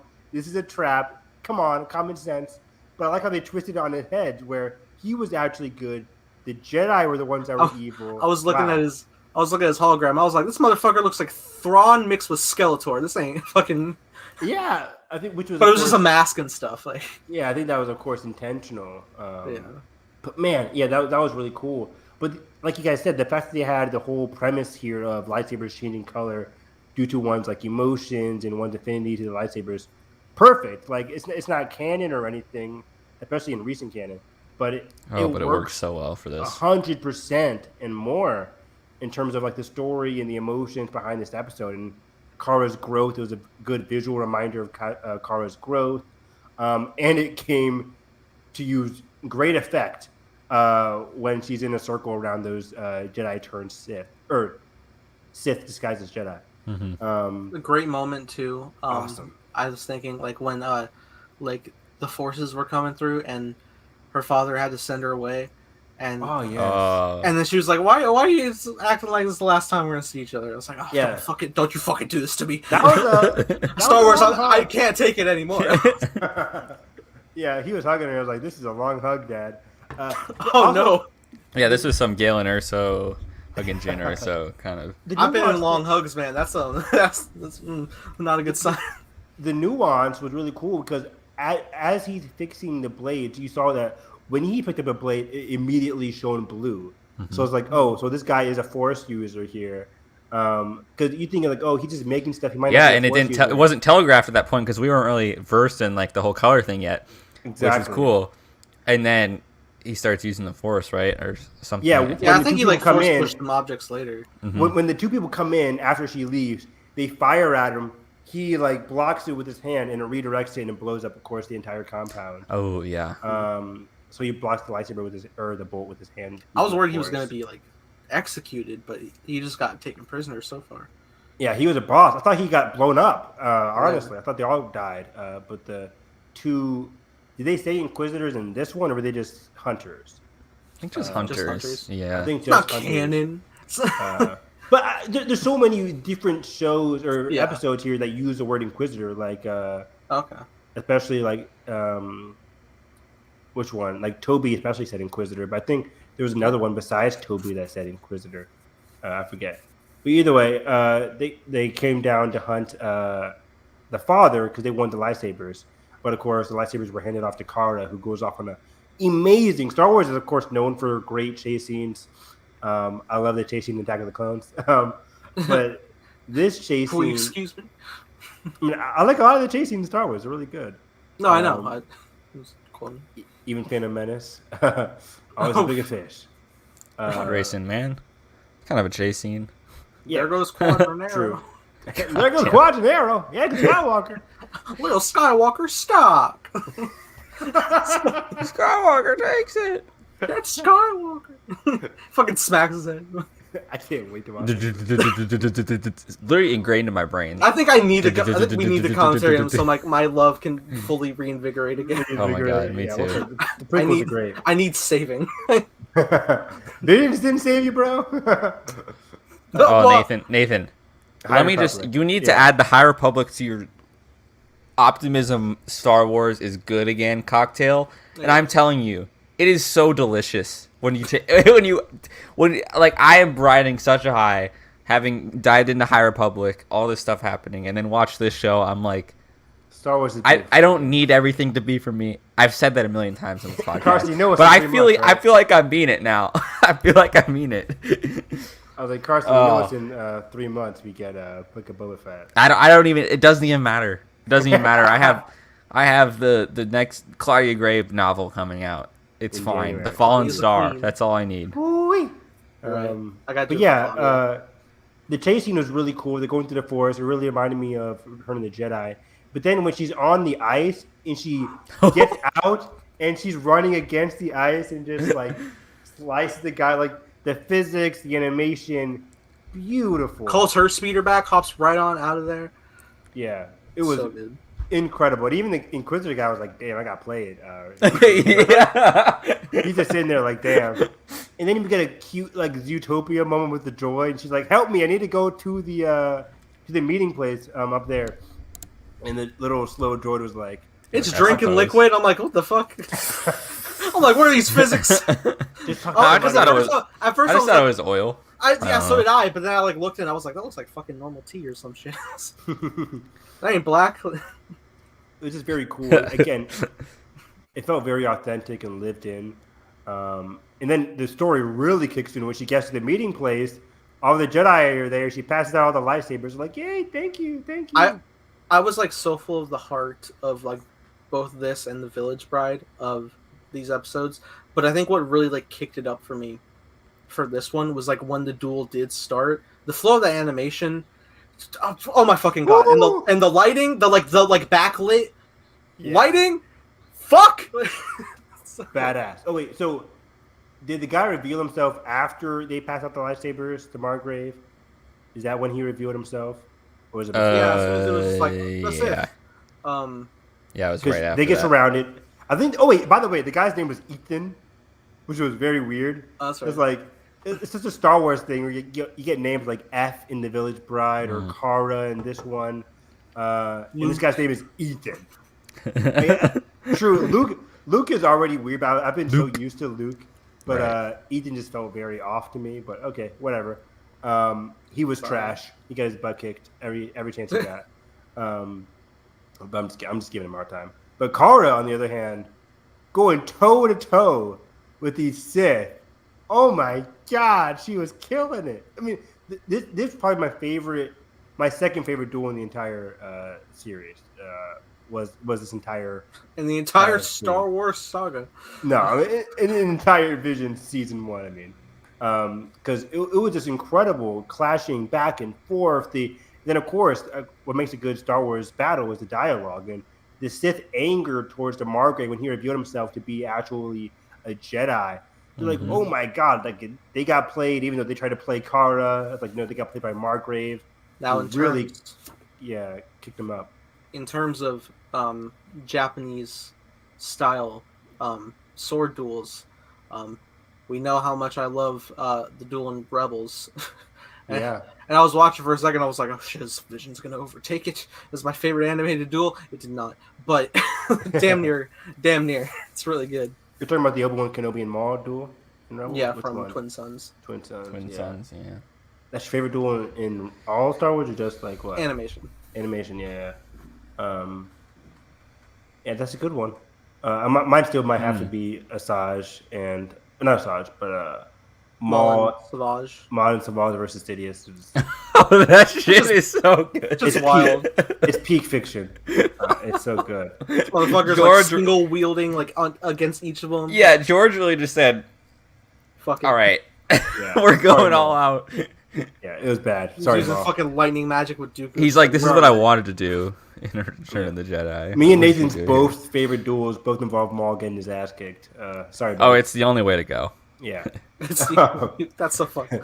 Even in live action, one of the best duels is Maul getting his ass kicked by Obi-Wan. Tragic. The fucking Siege of Mandalore, even though he was like holding his own, he fucking Runs fell. away, then falls, then like, yeah. Let me die. Oh, that was crazy. Get away!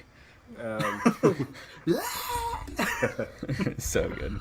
But yeah, the duel here, Kara just. I was watching some of the videos on Twitter a couple minutes ago before the podcast, an hour ago now, before the podcast, and the fluidity of the animation where she's just like backstepping against a lot of the Jedi or against a lot of the Sith, Margrave killing these people mercilessly here. It was just incredible, but it worked. It wasn't like super gruesome or anything. This was a fight against their lives here, and it was just so beautiful to watch in the backdrop of like the shining light of the. Oh, that death was so cool. Crystal thing was really Whatever, like when he threw one of them down there yeah, and Oh, like and- evaporated, or and this is after one of them used Force Lightning on the Margrave, right? They're like, "Curse you, Margrave!" And he just like, I'm like, "Sorry, buddy." I was like, "Oh, it's so cool." total Yoda moment there. That was Just awesome. the lore of this episode was phenomenal. From the very beginning, you could tell this was going to be a very complex. Oh my god! And then the deep purple lightsaber moment. It kind of ends, jump. and That then shocked me. I'm like, "Wow!" Like, ah. and then we get this whole rallying cry of like, I would like to see the next episode, please. Like they're just total like hero shot, and I'm like, okay, we need the next episode. With Let's every roll. like back half of Immediately. season 2 of Mando being a backdoor pilot, led Visions. Yeah, By the way, backdoor we're pilot. 100% getting season 2, right? Like we have to. right? We have to. The producers talked about it enthusiastically. Like I think they said like we'd have to see the reception, but Oh, you'd be even the stupid not to. reception, like You'd be come stupid on. not to. It should be every year. Give us Visions. I don't know how long this was. You know in how famous production. anime alone is? Yeah, And I would love if they did like a couple select sequel episodes and then even brought in some new studios and just keep doing new stuff as well. New Give me it studios. all. I don't like. They didn't do the best. I say best in quotes, but I know Ben knows like a lot of the best anime studios haven't. Weren't involved in like, this. The people doing Attack on Titan right They now were. were Mappa Studios. Mappa, even though they're having a lot of like In not a- legal trouble, but Mappa has like not paying their workers enough recently. Not Oh. good. But Mappa, A1 Pictures, A1 Studios, Mappa, Madhouse Animation, and then Production IG again. Who's doing Demon Slayer? Demon Slayer was, I think that's A1 Studios. I think. All right, let's get them. Yeah, pretty great. You know, in a world where we now have Avatar Studios and a theatrically set anime. Oh, Nathan, Lord of the Rings. don't. I know where you're getting, and it's teasing me too much already. A theatrical animated anime Star Wars film. Anime Star Wars. I don't even if it's on Disney Plus. Give me a feature. Give me a full feature film. The people working on Demon You know Slayer what? is Ufotable, by the way, not A1. You know what, Nathan? Now that you say this, like, It think how sounds much great. money. You know what, Nathan? I'm gonna fight you. No, I'm excited because think how much money Demon Slayer made in the U.S. It made like $50 million in the U.S. during a Oh, they pandemic, kept like in dude, April. the showtimes they did not stop. Like people kept coming. Like It every was day. ridiculous. So imagine a brand as big as Star Wars doing an anime film and do it, you know, giving someone like a feature budget for an anime film. I mean, Lord of the Rings is about to do it. It would make good Avatar international is money, going I to do think. it. I think it would make it more international for countries that like are really not as big on Star Wars. I think it would make it more transferable for younger audiences who are probably more into anime than previous older generations. Yeah, So actually- super interesting opportunity. And again, of course, I Especially want. out of the limitations of canon. Like, Yeah, you can really do anything, and You're saying do an entire anime film? Yeah. Carson? give somebody $50 million to do an anime film. You can make It is kind of risky, but I mean, granted, I think they should do it. But I think in terms of like both Demon Slayer has like a built-in audience. Granted, Star Wars has. But I mean, it's built-in Star audience, Wars. but I know it's interesting. Look at how much the Clone Wars made. The Clone Wars movie made. I'm curious about that. But No, it's 2008. Right. I mean, still. But hell, Spider-Man made $100 million in 2002. Yeah, but also the Clone Wars movie was just like 4 episodes stitched together. But it had a built-in audience in Star Wars. But I'm saying I'm being skeptic, but I think they should definitely do it. I think Avatar Studios is doing it with their new animated film. Lord of the Rings is doing it. I think we need more unique animated projects on the big screen for sure. I think there's also a factor looking on in regards to the Clone Wars movie real quick of just like it came out in like 2008, which was like immediately after the prequel trilogy, which at the time wasn't at like the high praise it is now. Not at all. And here's a fun. It made $14 million opening weekend, which sounds low, but that's pretty damn good for a movie that only cost $8.5 million, and it went on to make $68 million worldwide and $27 million just in DVD sales. Yeah. So that's very good. Just in box office, it 8 times its budget. So if you give somebody like 30 to 50 million to make an animated like feature, I think it could totally work. Imagine Ninth Jedi, but just made into like 90 minutes. Not even that. I forget how long Demon Slayer. Demon Slayer actually had a pretty long movie. I think it was like hour and 40. Yeah, I think it was hour 42 or something. But yeah, 90 minutes to 100-minute anime film from Star Wars, and give it the trailer like Star Wars Visions. Like people who weren't even Star Wars fans saw that Star Wars Visions trailer, like, oh, I gotta see this now. Let ILM just go crazy on the sound design. Dude, like they have everything they need. I need it now. I feel like though, if they do this, they will just do it straight to Disney Plus as an anime film. I'm like, no, put it in theaters. I feel like it would make. I feel like this is gonna happen. The Lord of the Rings thing is gonna come out, and the Avatar movies. Those things are gonna come out, and they're gonna be like, maybe we have the brand recognition that we could do this for anime. Because we already have Camino movie. We already have Visions in our belt, and we have a world-class animation department that's put out like 5 bangers of shows. Like we could just combine all of these resources and just do it. Oh, and for audience sake, this is Avatar: The Last Airbender, but I'm talking about Avatar: The Blue People. Oh, but I will be talking about that later. Oh, I thought he was. I was like, this is an interesting pull. No, but Last Airbenders, their first project is the new film, which will spin off into different projects for TV and stuff. But yeah, I think Vision on the big screen would be incredible. But yeah, Ninth Jedi, great story, great ending. Rescue her father who turned out to still be alive. I'm like, like I need this sequel right now. And like oh my god, join me and we'll go help your father together. And yes. And like Carson said, I really hope season 2 gives us maybe continuation, but I also just want it completely 9 original tales, maybe even longer. Like I think I forget the longest episode. I think is Ninth Jedi the longest one? I don't think anything. Well, yeah, actually, nothing's longer than 22 minutes. I think. Yeah. I'll look at like what the longest episode is. Okay, but yeah, 22 minutes. I would love the longer one. 22 minutes is probably the longest. The longest episode was 22 minutes, and it was this one, The Ninth Jedi. Yeah, 22 minutes is exactly how long an anime episode usually is. 22 to 24 minutes. Yeah. With commercials, and that includes an opening. So actually, this might be longer because these didn't have like an anime opening or ending. Which cuts in the episode to about 19 to 21 minutes. Anyways, bring in Lisa. Bring in Lisa. Oh my god! Oh, fucking imagine if Lisa does an opening for Visions. For Visions, I would lose my shit. Who is Lisa? She does the Demon Slayer. She did Demon Slayer opening. She's also very famous for Sword Art Online. Does she literally make the opening sequences for like? No, she's the voice. Oh, I thought you were like talking about animator or something. No. She does the music. You definitely heard her in the Mugen Train film. Okay. She had an exclusive Mugen Train, and she'll be back because they announced that Demon Slayer is having the 7 episodes. Okay, pause. Why is Mugen Train 7 episodes? Is there bonus content in? Okay, I sound like it. I'm like I haven't even watched season 1. There's episode 1's gonna be a bonus content of Rengoku getting to his the train. Mission to the train, which might be anime unique. And then the rest of 6 episodes is just regurgitating the movie into 6 different episodes. So is it literally just like the actual stuff from the movie cut up into episodes? Yeah, with maybe some additional new scenes or something. Like, Okay, and then after that, there's this. What's that new arc called? Entertainment District or something? Yeah. Yeah. I mean, in Japan it's called the Red Light District, but in America they're Light calling it their Entertainment District, I guess, for, I don't know. Marketing. Marketing, exactly. English. I think Red Light's more inappropriate, I guess.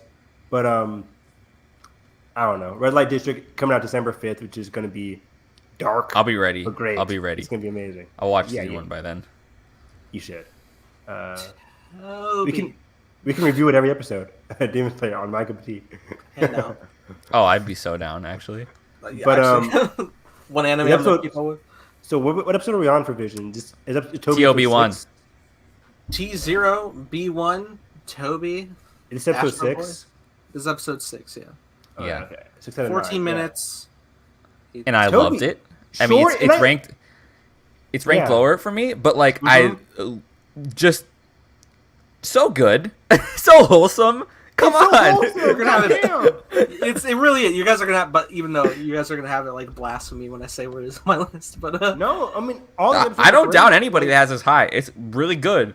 Going into it, I'm like, I'm not vibing with this as much, but by the end of it, I'm just like, wow, I can help myself from smiling. It's just a very wholesome, crazy show. So the premise here, this guy lives on this world where he's basically rejuvenating the world. I left for a little bit and we're already on Demon Slayer. Yeah, man, sorry. You had a whole Demon Slayer tangent there. Ufotable kills it. But this guy is like, I don't know what the word for it, but bringing life into a planet.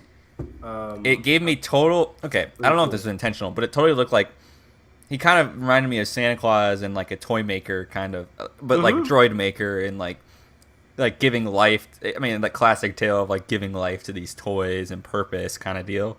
Like Yeah. that whole myth or story that's been told over time. Yeah. And so I thought that was really interesting, especially for like these droids like taking on identity and as like this collective group. Like it didn't have to be so textured, but it was. It was. Yeah, the animation's very unique to anything we've seen before this. Yeah. I forget what studio. I think this was Geno Studio. Mm. But yeah, the animation is really awesome, and this is a complete Astro Boy reference, of course. And yeah, I didn't realize the guy didn't have any arms until halfway through when one of them said like, "Oh, he has no arms" or something. what? Yeah, the master had no arms. What? You didn't What? realize that, Nathan? I didn't You guys realize this. I don't see disability. They make a note of it in the episode. Oh, I think. didn't notice at all.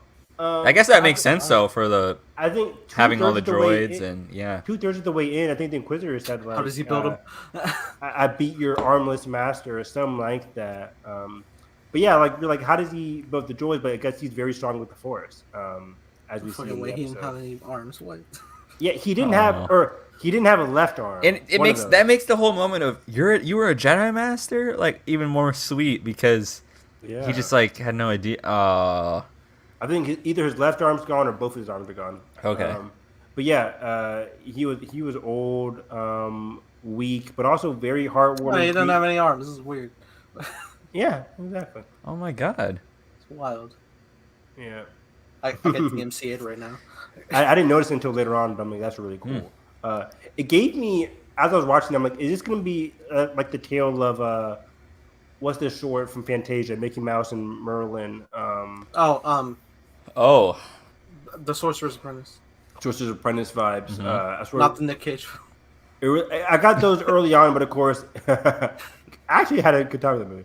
I need to watch it. Fucking Isn't that Al Jay Molina's in that. Is he in that? Yes. He's the Yeah. villain. What? Villain. Wow. Isn't Which Jay, commentary? isn't Jay Baruchel like Jay the main Baruchel is the hero apprentice. with Nick Cage? Wow. What a What a good movie. I think it was like 2011. Yeah. What a time. The Back peak when they were of- doing, the peak like, of his fantasy- career. right. They were doing like fantasy movie after fantasy movie in those days. I say that as the peak of his career in terms of public like Yeah. discourse fame. I think I'm he's still going.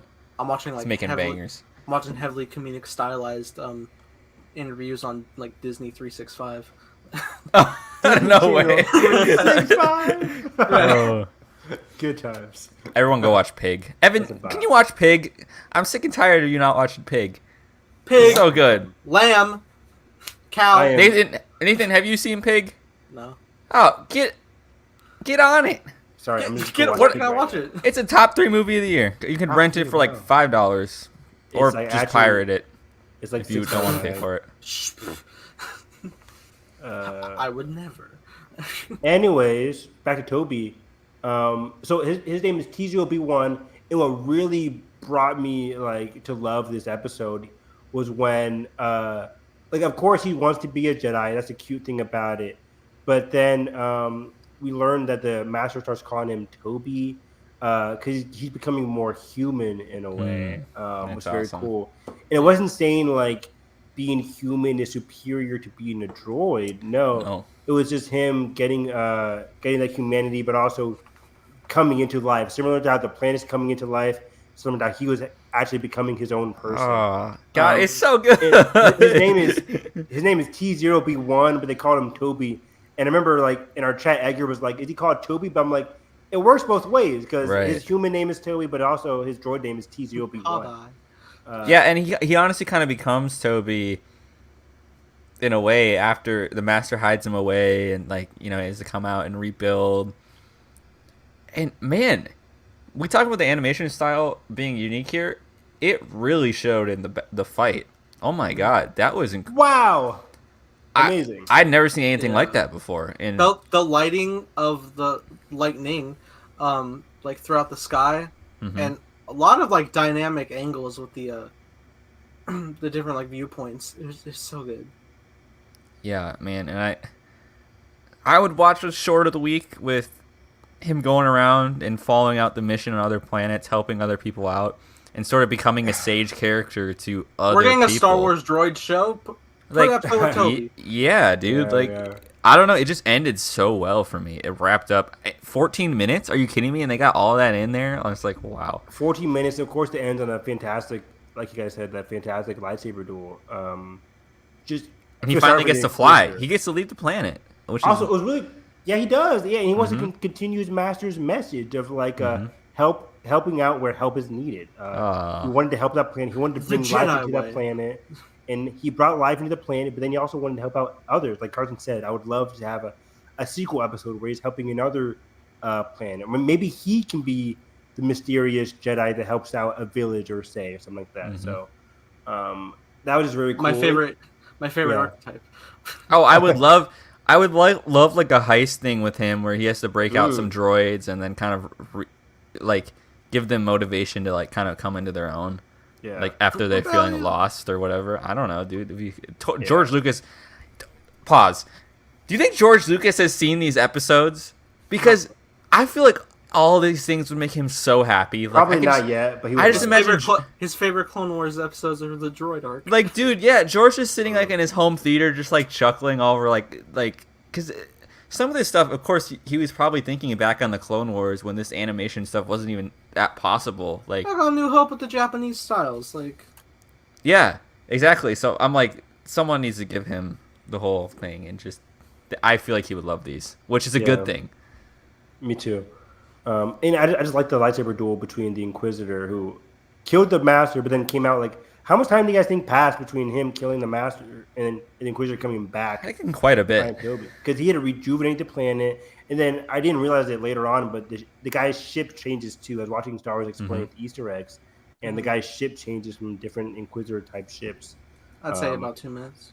It was very interesting. Oh, 2 minutes, that works. Yeah. In the run. Nathan can leave the chat. Probably a decade. But it was just really cool. He was like, Decade? "You're still here?" But it was less intentionally vague, and it was just a really cool story, really cute, really nice. And we go from the cute story to one of the darker stories. I think Banger. Yep. The second most dark episode. Banger. I love it, dude. I thought it was good. Did you? Wait, what episode is this? The Elder. The Elder. I didn't Evan! love this one. This is like the best Padawan dynamic. What's going on? This is my episode top five, could have guys. been Claudia This is my Gray. You top don't know. This is my top five. I love this one. I didn't love it as much as my top three. But I think The Elder is very fascinating episode because it felt like a normal episode that you would see during. I don't know when this was taking place. I guess before. It sounded like something very before the Phantom Menace. Because like the Sith. That's don't what I really kind of got. exist. I got kind of Well, Master and Apprentice this is vibes. Obi-Wan and Qui-Gon. Yeah, I got Master and Apprentice vibes too. So like prior to the Phantom Menace, prior to the Clone Wars kind of thing. Sure. Dan gave me Bell's ZFR vibes, like everybody else mentioned this weekend. Carson. 1000%. I was gonna bring that. We totally was Even though loading Bell was way better than Dan's. it totally was loading Great Storm and Bell on this. Yeah. That's what I totally got from the Padawan Master. And straight from the jump, this is Trigger Studio. So this is the studio that did Twins, and they're coming back again to do The Elder. I think this is Oh a yeah, better this was episode. a real like. Yeah. Someone fucking injected me with fucking adrenaline, like for Trigger on this one. They were just like, all right, you want us to be more sophisticated? Fucking take the fucking dialogue, and I was like, thank you. The dialogue was so strong here from the Master to the Apprentice, and Dan, however you pronounce it. Does his Master have a name, or just called him Master? No, they both had names. It's just, I mean, I forget it's hard that. because like we're going through like an anthology, and Exactly. they're so Yeah. short. But yeah, the Master was just very wise, giving good Qui-Gon vibes. I thought early on like something was the matter with him, but he was just a very calm Jedi who was very in tune with the Force. He sensed the dark presence.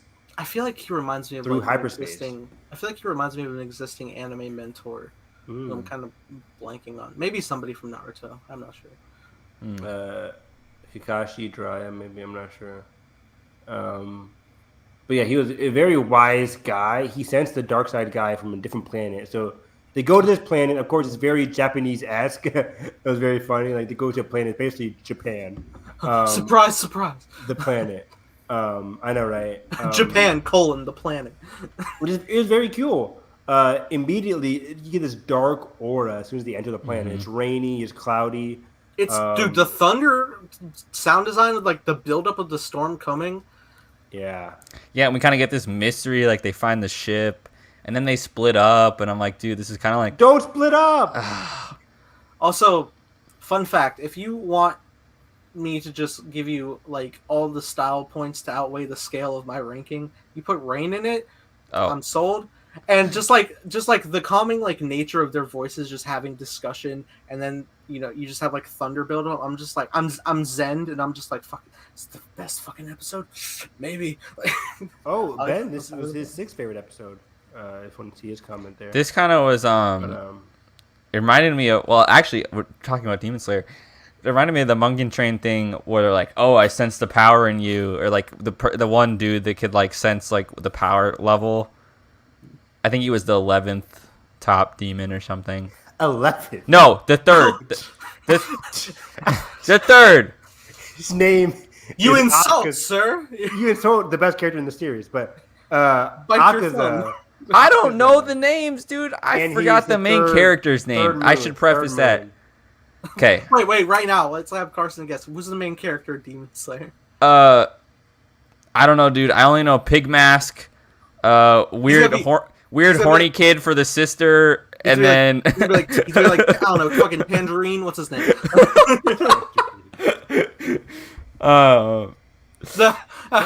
yeah.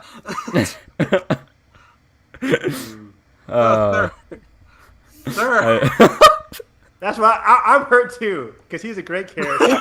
I'm sorry. My girlfriend made me watch the movie without me having seen the series. Granted, he's not in the series either. I'm so sorry. His first reveal was in the movie. Oh. Yeah. Yeah, he did Munkin Train. Well, that's how it's spelled, dude. English is hard. Mugen Train. Akaza, third moon. But yeah, you're right. You're saying he gave the Elder gave you Akaza vibes? Yeah. Oh god, now imagine this episode with his theme from Demon Slayer. Oh, I need that. Nathan, you got to remix that. Oh fuck. All right. Okay. So in the sensing the whole power thing, I love when the elder's like, "Oh, you must not be the powerful one. I can't wait to find the other guy after I kill you." I was like, "Oh my god, Damn, that was crazy. Yeah, he just immediately assessed like, yeah, this guy's weak.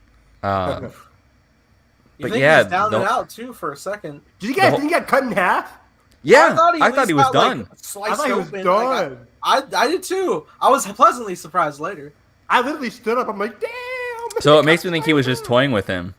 Yeah, basically, I think he could have easily killed him, or maybe he couldn't, and he was too old, and he wasn't at his peak.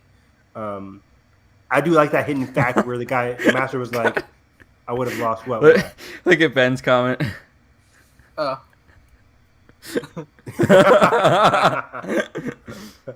Yeah, hopefully Carson got that one right. I didn't see. I saw 2 Naruto movies in theaters. One of my all-time favorite movie theater experiences. We're seeing those movies in theaters. Oh, dude, that's awesome. That sounds fun. Crowd is going wild. Oh, you're the Rasengan.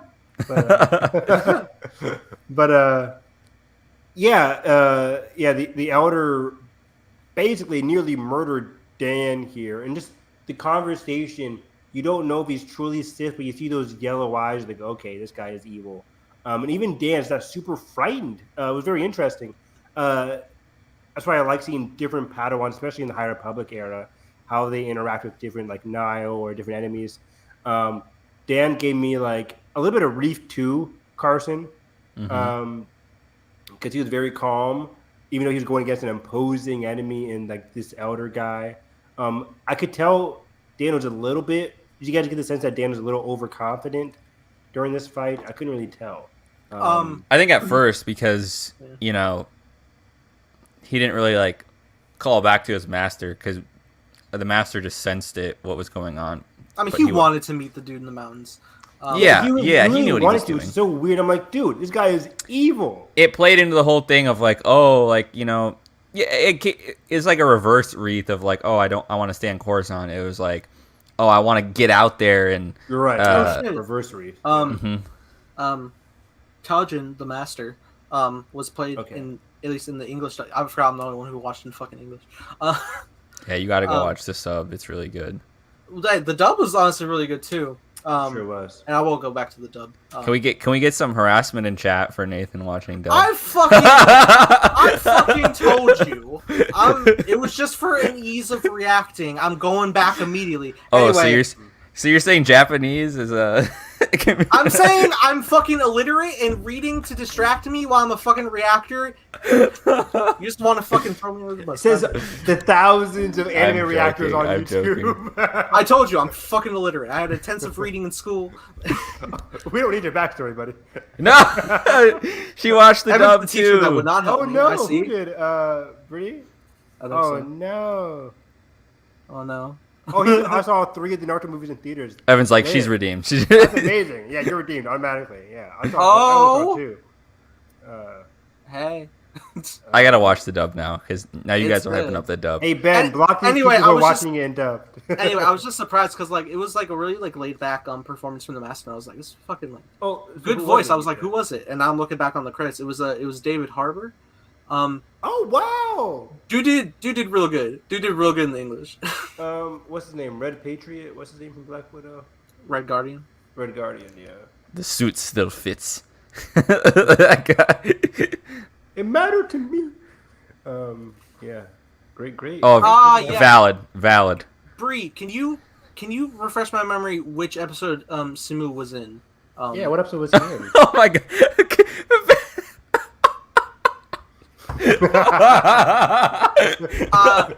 Well, Ouch! Called out. Ouch. luckily it doesn't go above the third grade. At least there's nothing else on screen. Yeah. JJ kept it very simple for you with Tross. The dead speak. The dead speak.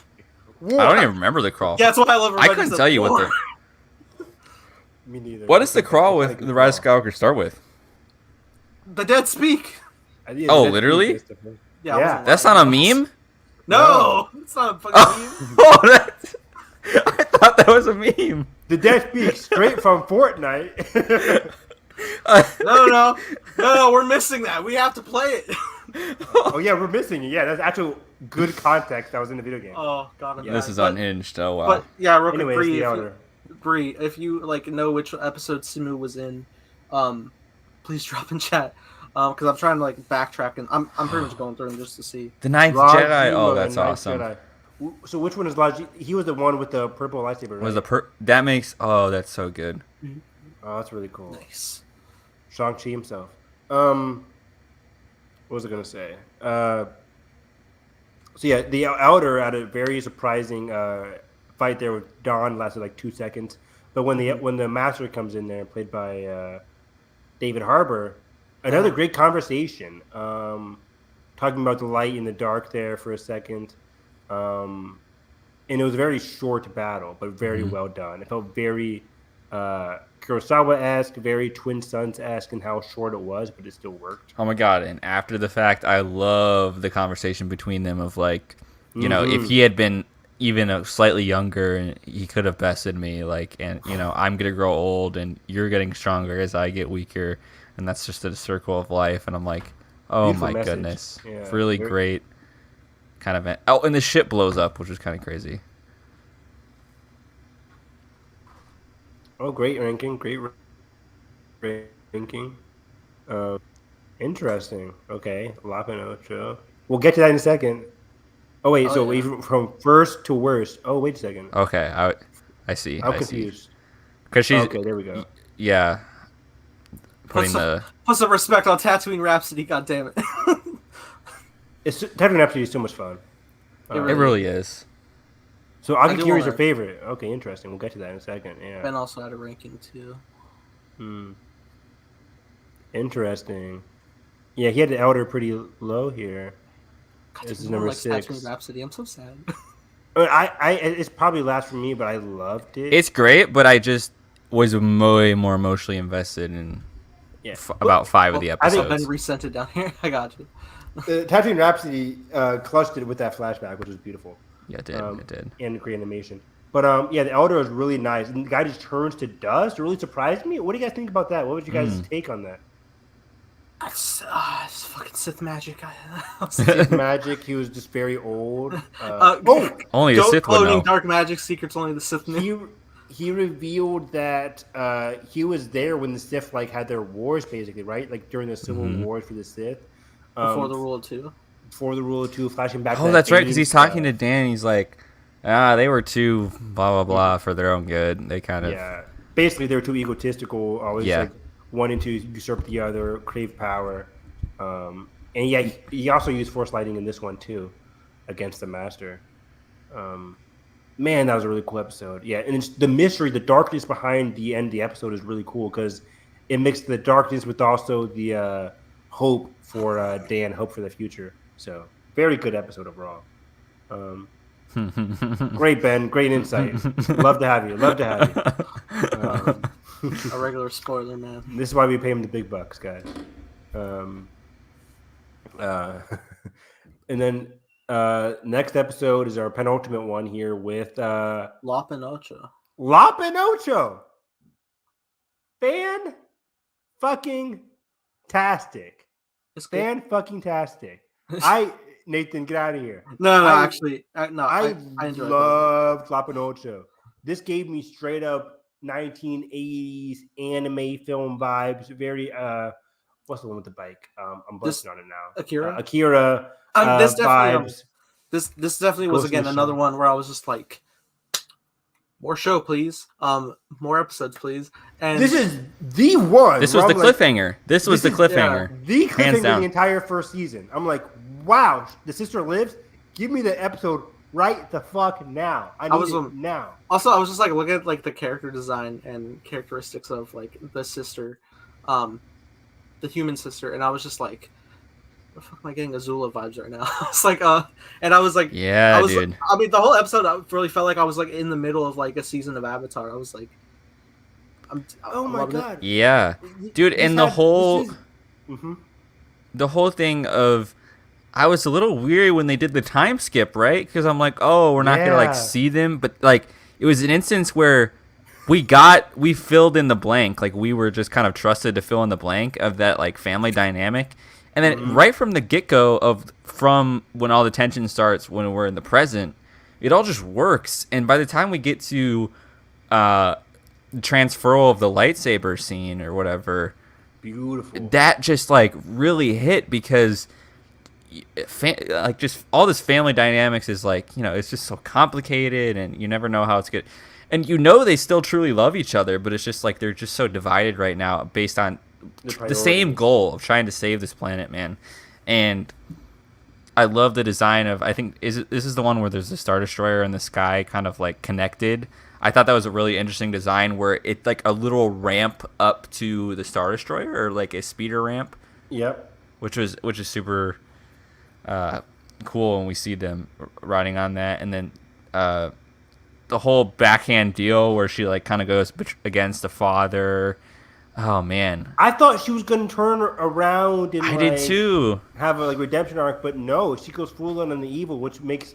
And I think there's a point. There's a fucking point where like she like bit her thumb to bleed, and then that's when she puts it on her fucking eyes. Yeah, like blood. I was like, oh shit, that's badass. But you're right. The fact that this was like probably the most fleshed out episode in the entire first season for me, because we get the first like 5 or 10 minutes. I think first 5 minutes, where it's all flashback with her having the collar on her neck. Oh, the main character is not even a human character, which is already fucking amazing. And then Lop runs away, gets saved by this family who take her in, and it's very, I don't know, just very Lilo and Stitch-esque, found family-esque, which you get in a lot of Star Wars. Oh, I said a word like that. Very funny. Oh god, wake up every morning. Ugh.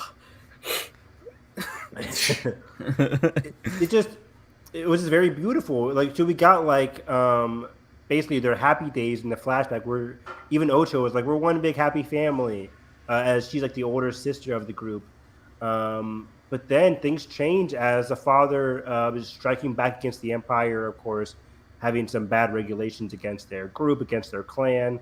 And he wants to go on strike and go against it. But then Ocho wants to work with the Empire because she thinks working with the Empire is going to grant them better progress. But kind of reminds me of Champ Syndulla a little bit in terms of his art. It reminded me of Solo Star Wars story as well too. This whole thing reminded me of Solo because it totally gave me Corellia vibes actually.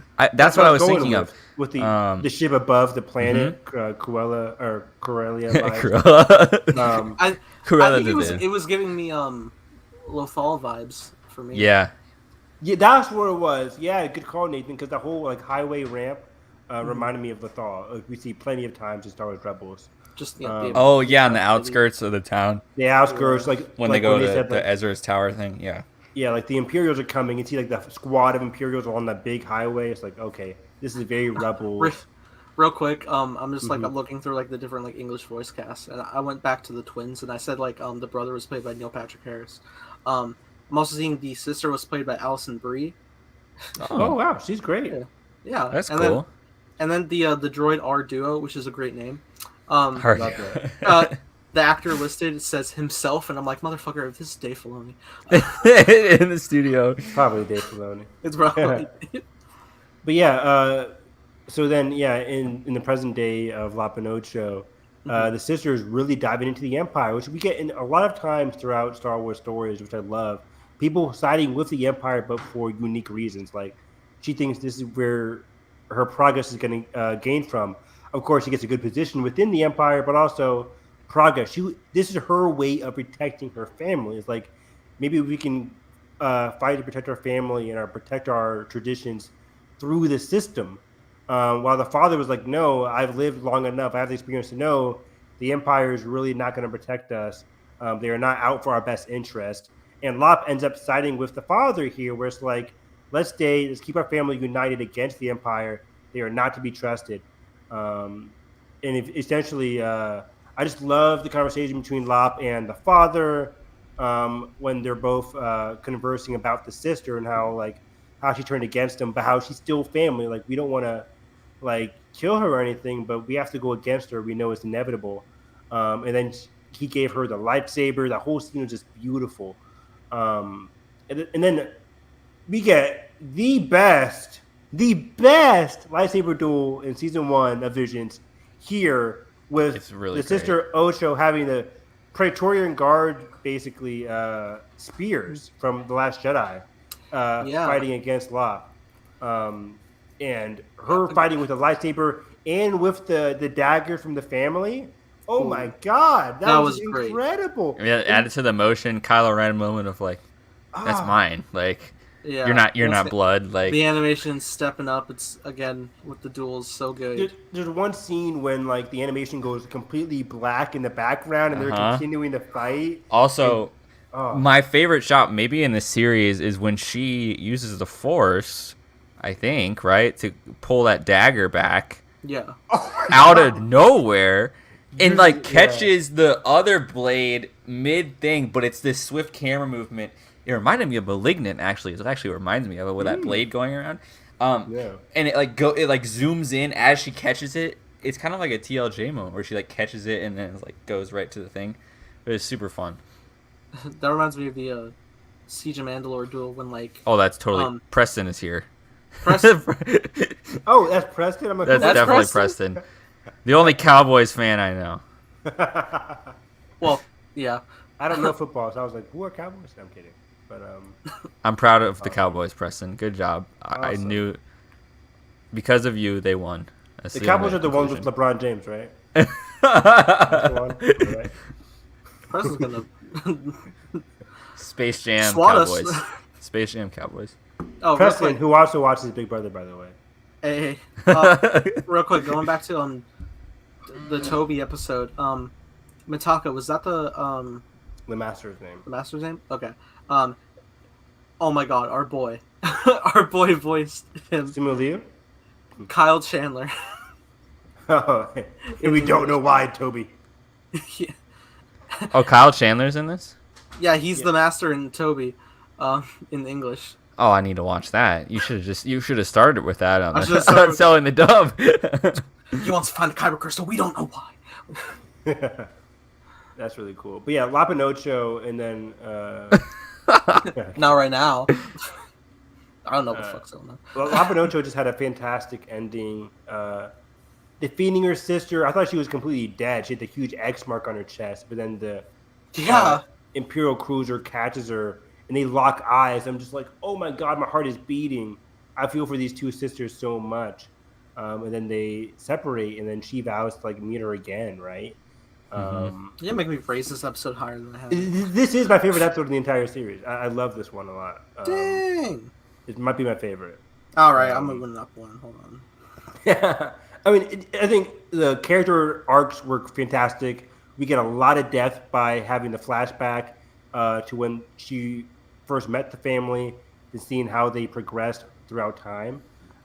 We get a beautiful conversation between her and her father. The duels were fantastic. The animation with the cherry tree backgrounds in the ship's hangar, beautiful.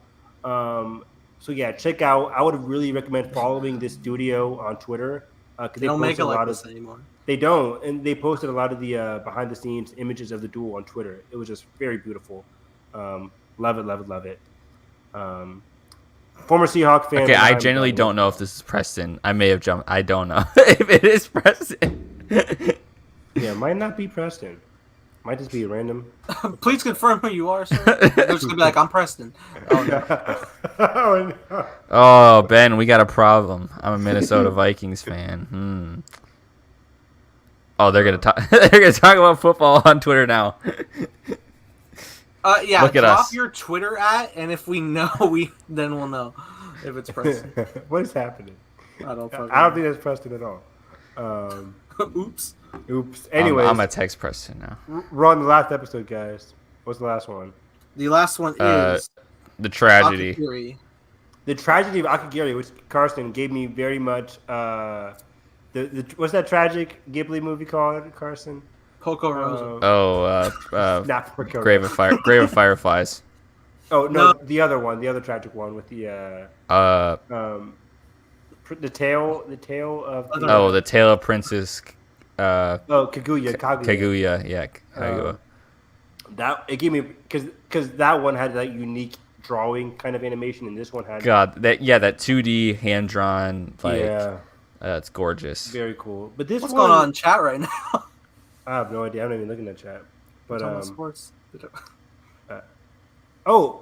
Bree, is that your favorite movie? Which one is your favorite movie? Clear of the Fireflies or Tale of the Princess Kaguya? Kaguya. Which Movie one? episode. Which did you mean? Because yeah, we love Ghibli here on the stream. But yeah, this one had a controversial animation style because some people didn't really like the animation. Really? I liked it. It worked for I me. liked it a lot. Fireflies. Clear of the Fireflies is your favorite movie? Wow, that's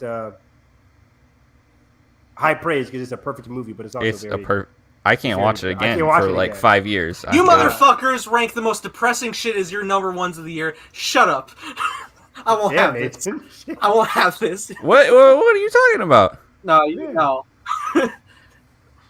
Marriage Story is my number one. That wasn't super depressing. Maybe it was. Maybe it was. Not motherfucker. I cried so much. I did. Yes. Being was really alive. But Exactly. commentary, Marriage Story, so we can all No, cry but- on stream. No, I always go for Carson of just being like, y'all motherfuckers always come for me for having just like feel good shit over depressing shit, and then you get like, yes, I am. I do like the depressing shit. Arrival, yeah, dark.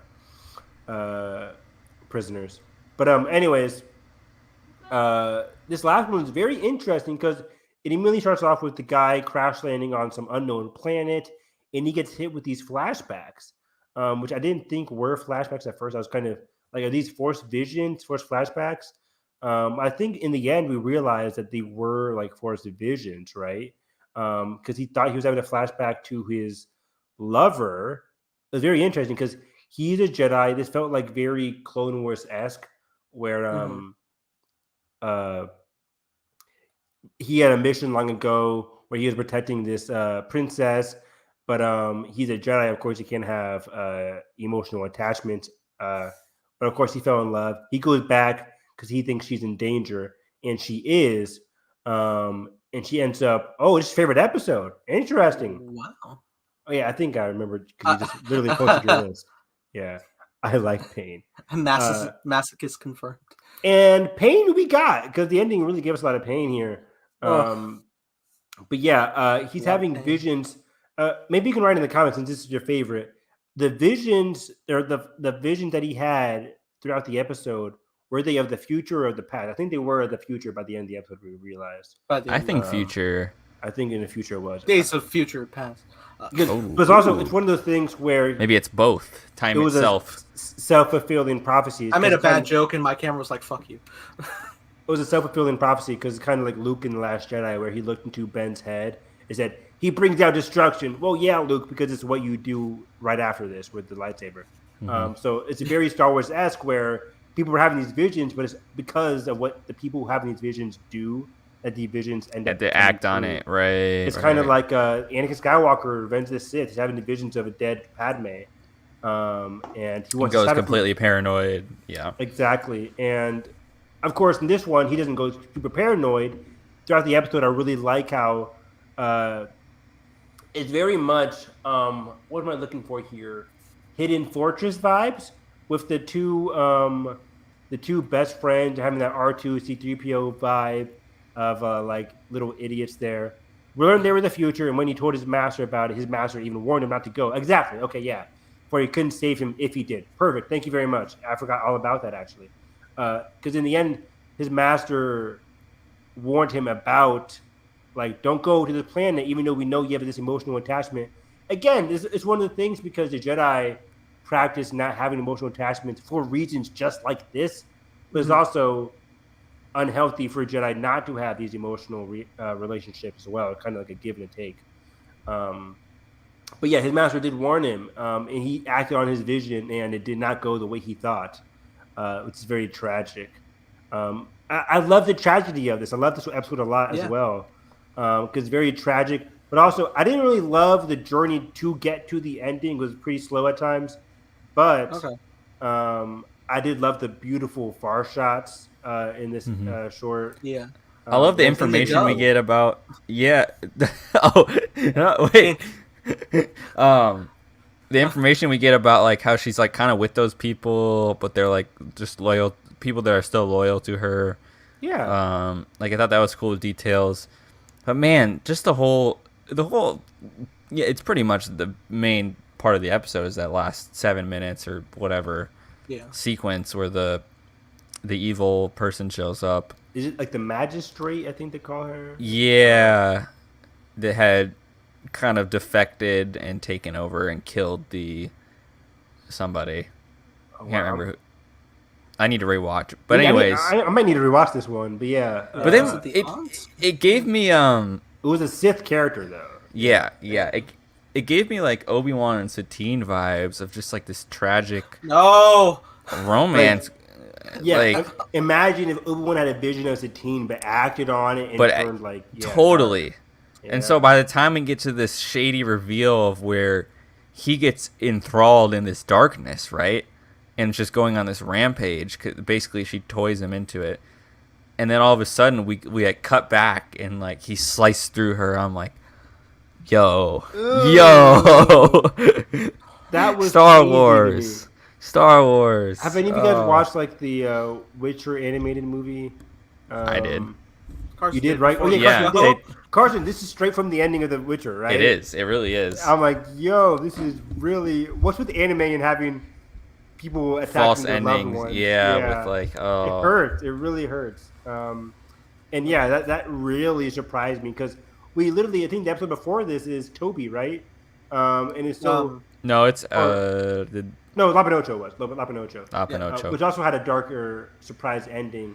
But yeah, some of the episodes were so happy, and this one's just so dark. Yeah, they put the happy episodes in the middle, and then they kind of Kind of hammered it home with our darkness. With two big cliffhangers in Lapinocho in this one. I'm just like, whoa. And usually, I just saw with the Rise of Skywalker and other Star Wars media, reviving somebody is usually a light side power. Because the thing about the dark side is that they always want to have eternal life. They always want to have the ability to bring people back to life. But the thing is, if you're on the dark side, you're never going to accomplish that feat. That's like the trick of the dark side. However, the beauty of this short was that he used his dark side energy to bring her back to life successfully. But then he still goes to the dark side. It was very unique, very interesting, a twist on the normal pattern we see in Star Wars. My thing too is like I think it was also Love Field that was able to bring her back. True, yeah, but also he made a self-sacrifice choice to follow through into the darkness. I don't think he was truly there until he had to make that gamble, which is so interesting. What I would say is because like going off of canon knowledge of this bad boy. Of transferring life energy, we know like it's really tricky to do it without dying, unfortunately.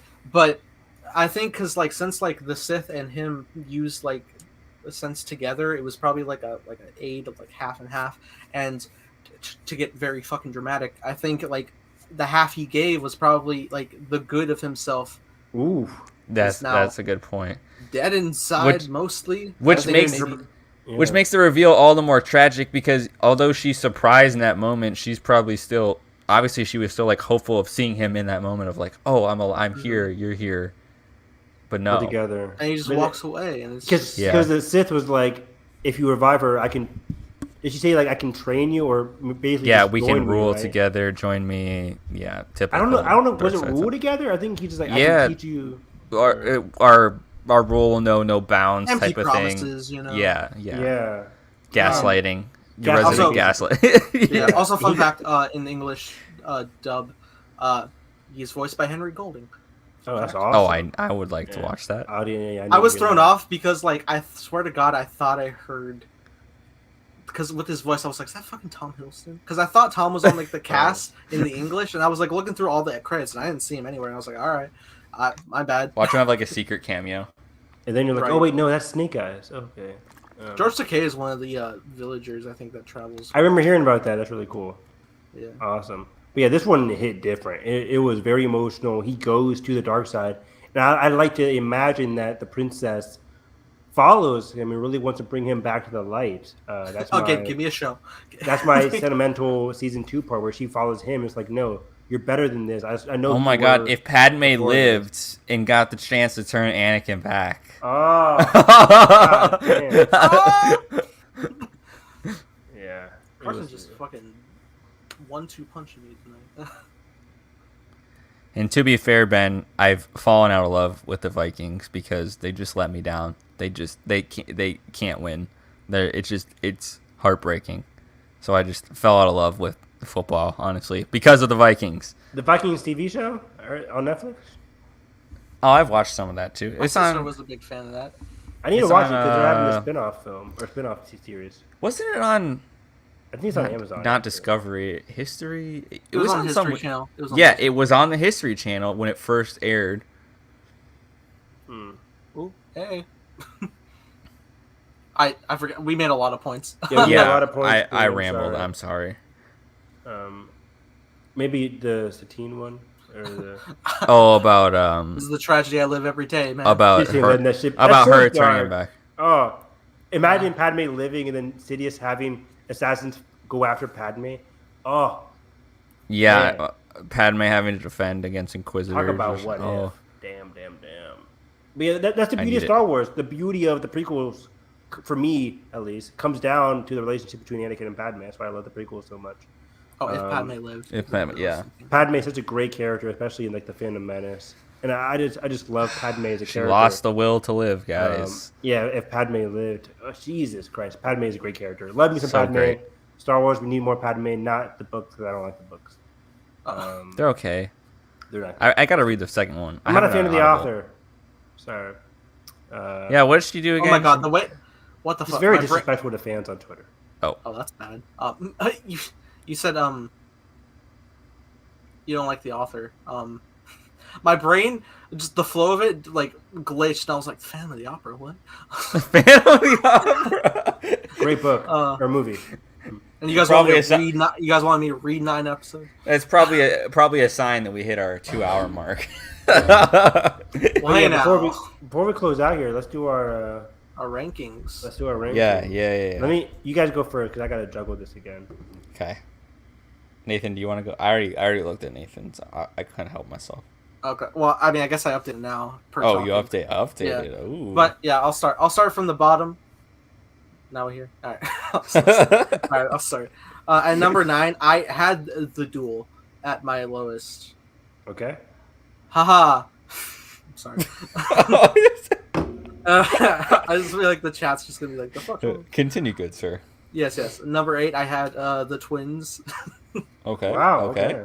Yeah, all the bangers. Then at number 7, which was higher until we were talking, is Toby.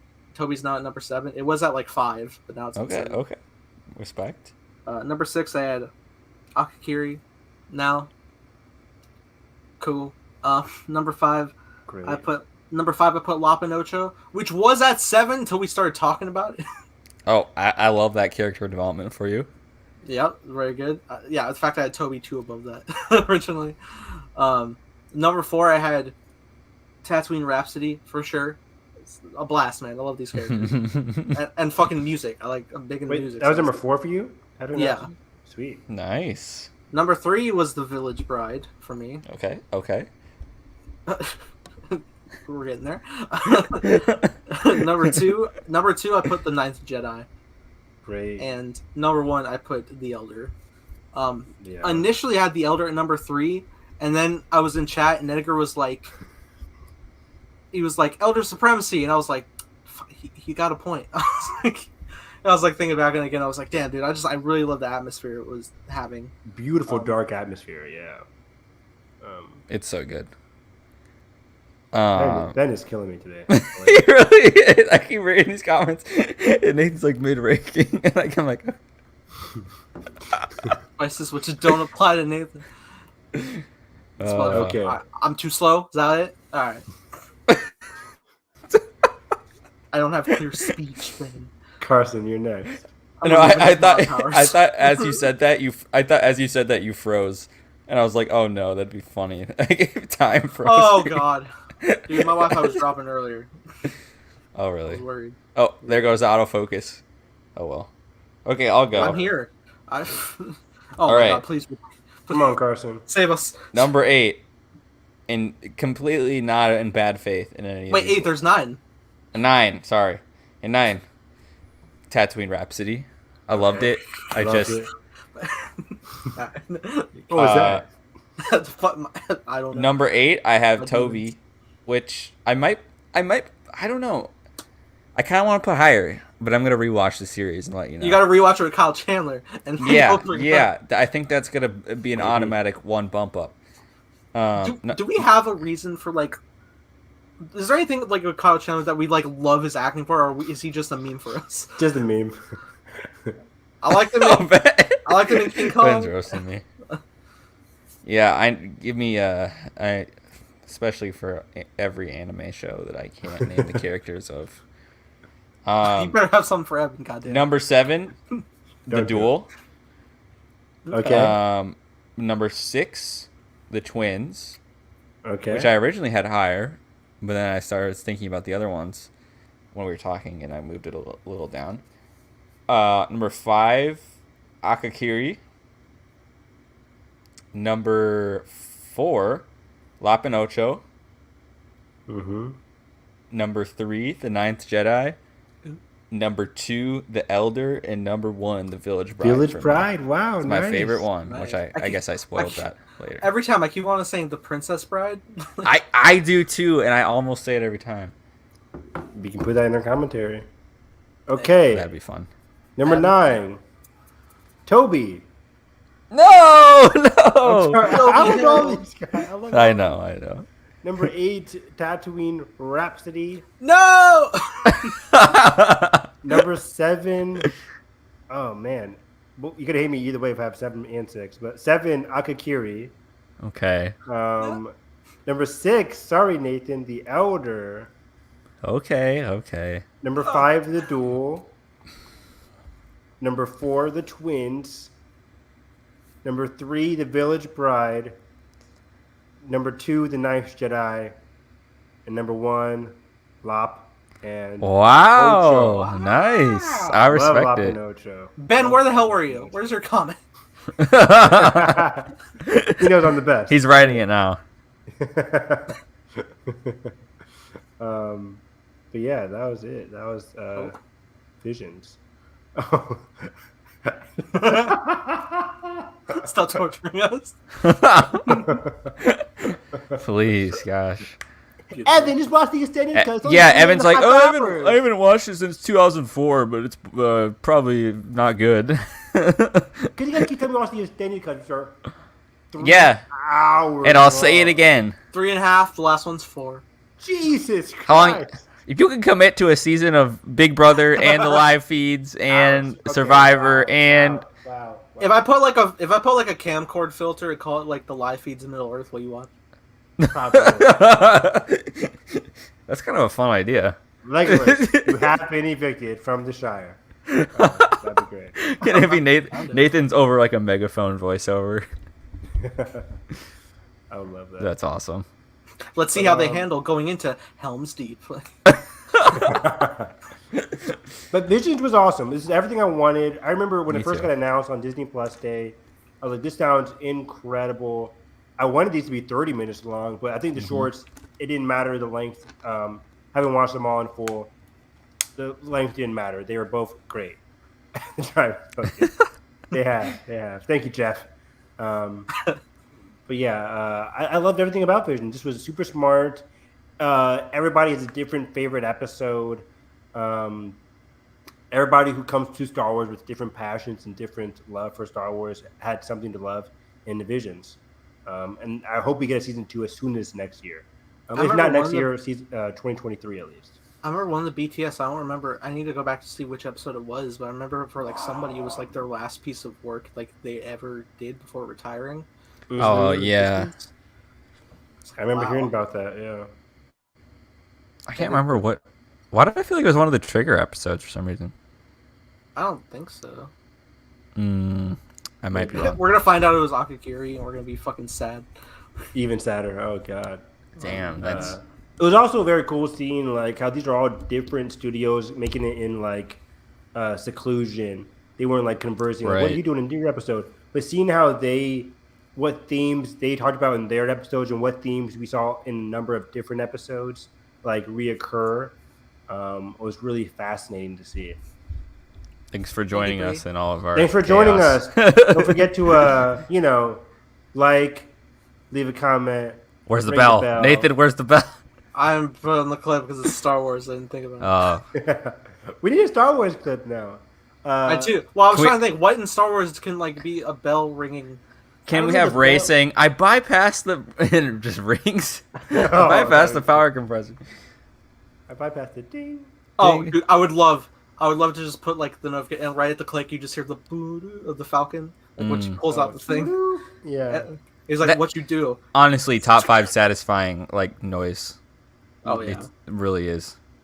Yeah, we got to. We got to do that.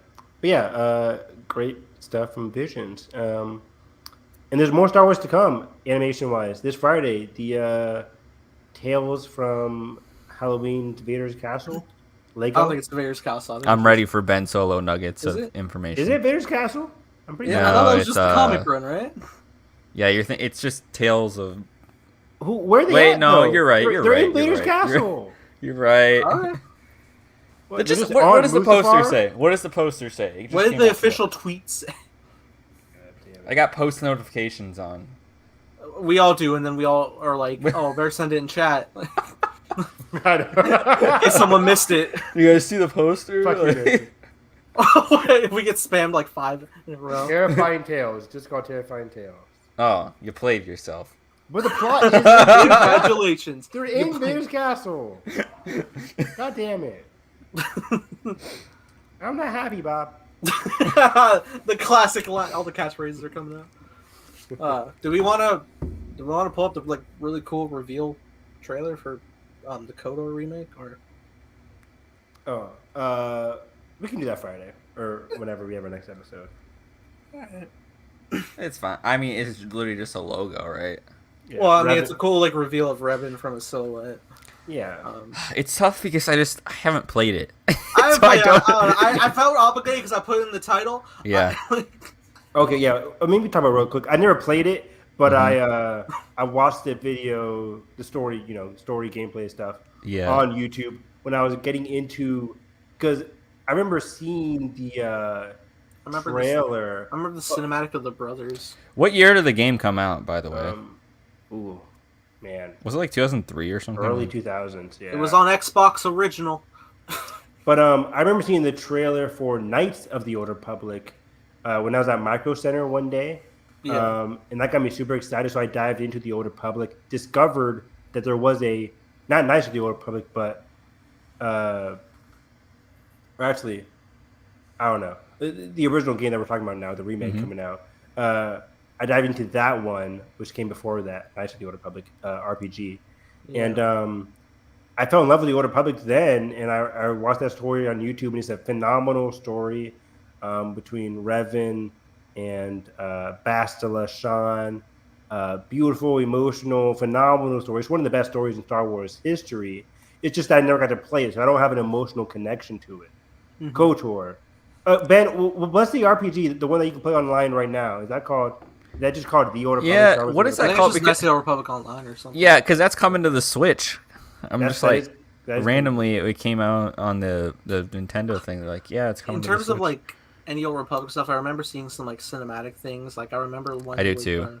With just like troopers like in a forest and like the person with the lightsaber fighting against a Sith. And then I also remember like the one with like the twin brothers, like one like getting like his face messed up and he like has to wear like that cracked mask. That was Yeah, really cool. and I always thought So cool. because this was actually back in the time where I did my first like deep dive in all the fan films of Star Wars when I was just like, this is like pre Force Awakens, before I was even on Twitter or anything, where I was like, oh, I'm gonna like go back and watch all the fan films because I'm just completely sucked dry for content right now. The infancy of YouTube. Yeah.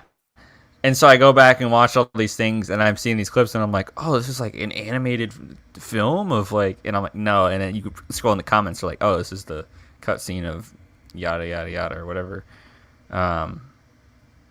But Coming to also Switch November surprisingly- 11th.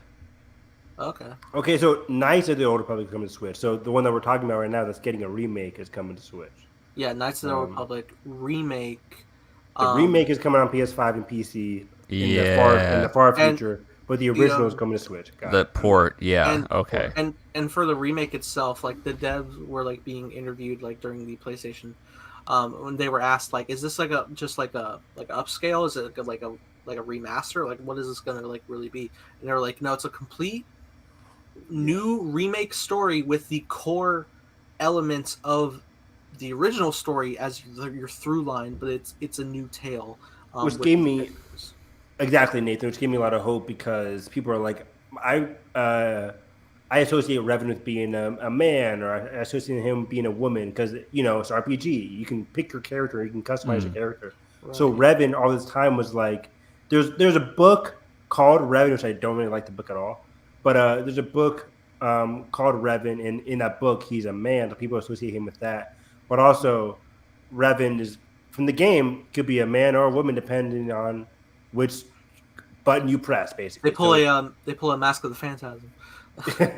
so it didn't really matter. So I like that they're continuing that because again, it's not canon. It's a video game first and foremost, with an amazing story to boot. And I'm yeah. excited. I'm excited for this to really be my deep dive because I never got into the Old Republic stuff. I don't know really anything about Revan. I never dove into that character really. Not that like out of like non-intrigue. I just never did. And I know he's like a super beloved character. I remember like the closest thing of him coming to canon was like originally in like the Lost Missions like Clone Wars final season, like season 6 of Clone Wars. They had they were doing the stuff. They did the like Darth Bane stuff with Yoda that made it into it, voiced by Mark Hamill. But they had like another starting in there that was also going to have the spirit of Revan. But he's talking to the brother from starts with the M, the classic trilogy of episodes with Ahsoka, Obi-Wan, and Anakin, the brother, the sister, the father. Mortis. Yeah, Mortis. The brother character talks to Revan. And that's what it was. Yeah, in that deleted scene. He's talking to Revan with a very unfinished cut. It's like Yep. Which was always like quite interesting. And honestly, cool.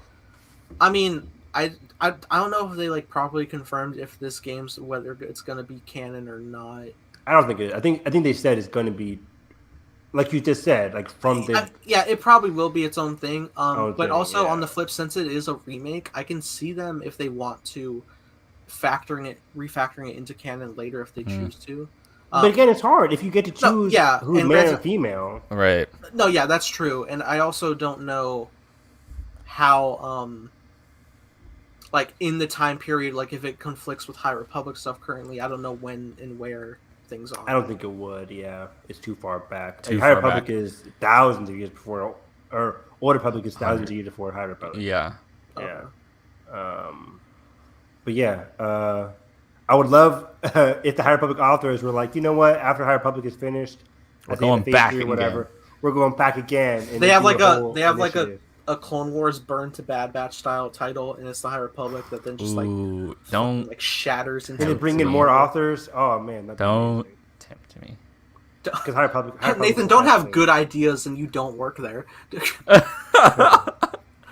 would be really cool. We'll start the good ideas jar for every time we. Another rewrite video coming from me. Let's go. But I do think this game is a long ways off. I don't think it's going to be canon. I think it's going to come out at earliest 2024. Yep, exactly. I think earliest 2024. Because PlayStation showed off some stuff that is coming next year with God of War, Horizon, Spider-Man. But Spider-Man actually 2023. So yeah, PS5 graphics take time. And I remember because a long time ago, for me to get one. A long time ago, they showcased like the Final Fantasy VII remake in the works at PlayStation, but it was like 3 years later that we actually got it. Wow. So yeah. Wow. We've been played. Thank you, Ben. Ben's on a roll today. Ben watched my rewrite video. It wasn't effective. Yeah, this was fun. Did we do it? We did it. Somehow. All right, time for another 3-week hiatus. Hey, Star Wars. I want to go over Cassian, the Halloween thing. Cassian we should. wrapped filming finally, according to probably long ago, but Diego Luna confirmed it tonight. I think they've been filming for like 2 years. I feel like they've been filming forever. But it got me worried because he said you'll see some familiar faces, which I hope just means We talked about it. There's going to be a ton Yeah. of familiar faces. Yeah. With, Mon Mothma, a lot of the Rogue One characters. give me the spy thriller. Bail Maybe Organa, Ahsoka, maybe not. You never know. Young Jyn Erso. Yeah. Saw Gerrera. Saw Gerrera. Jin! Lies! Deception. I would like to see Saw. You're all blind. Whatever he says at the Rebels base. Man, I'm excited for that show. 12 episodes. Let's go. Saw Gerrera's like, you're a fraud, Mothma. You're a fraud, Spider-Man. Love it. Best line delivery. People hope you take You it. see those Obi-Wan Kenobi rap shirts going around? Yeah. It's really I cool. want that. Exactly. But okay. This was fun. Thank you, Ben. You rock. We'll be back later this week for My Cup of Tea. Or are we Yeah. doing a... Did we announce our comment? Are we not doing our commentary tomorrow? Oh, We we are. are. Wow, I forgot about that. Yeah. Are we announcing on the Star Wars show our separate Oh, sorry. commentary? I don't want to cross-pollinate. It doesn't fucking matter. Ben's gonna tune in here and there, and then sporadic viewers who'll be like, "Oh, they're not playing it," and then leave. Yeah, tomorrow, I was going to say tomorrow, Ben. Tomorrow, everybody watching, we're going to be watching 1978, 1978. John Carpenter's Halloween. I forgot what year it Carson's came out. first viewing because he's an idiot. Hey, no, the content. Carson's Don't look first up viewing. anything. I think my third viewing, my second or third viewing of Halloween. It's something like my second or third. Honestly, I was pretty late to the game. Me too. So yeah, we'll watch that one, and then our next commentary would be Halloween 2018. Of course, we're gearing up for October 15th, Halloween Kill, where Mike Myers just kills people for 2.5 hours. Yep, we're sponsored by it today. Just FYI. Nice. No, never.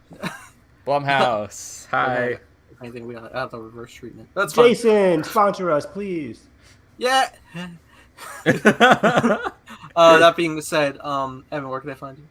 Find me on Twitter at HarrisEV9, discussing the end of Big Brother 23 and the start of Survivor 41, and also just recovering from a long day. Luckily, I have no school on Friday, which is getting me through the week. Ooh. Hey, Hey, yowza! you can go see Venom. Venom. Knock, knock, let the Carnage Eminem in. in. Carnage in. Let Machine Gun kill you. Carson, where can they find you? You guys can find me watching anime shows in incorrect orders. You can find Carson breaking into Sony Studios to record a track of Carnage. Yeah, I need need it. Carson to convince Kelly to rewatch IQ with you and actually finish the show. I don't think I think she bailed season 2 or Oh something. my god! She really said Too they're just too repetitive or something. They Yeah. just play They're playing sports. volleyball! That's the point of the show! Oh man, Kelly, but again. Kelly I'm said not she happy doesn't about like it. Top Gun. no, she actually watched Squid Games, that new Netflix Korean I want show, to check that out. and she We're really on- like she's my really brother and recommends I- that. My brother and I were on episode 5 or 6 on that. It's a great, Is Uh-huh. it good? great. Is it in like a what language? It's Korean, right? Korean, South Korean. Nice. South Korean drama thriller. Anyways, I'm also on Twitter at the Film Carson. I don't know, tweeting about licorice pizza, and That looks fucking good. it looks awesome, dude. And other things, gonna be seeing Venom hopefully this week, and No Time to Die is already next week. The October movie season is here. Couldn't be more excited. Oh, I'm seeing Titan on Thursday as well. There's a bunch of indie movies coming out, which I'm really pumped to see. So good thing I got a list. Hey, I exhausted mine yesterday.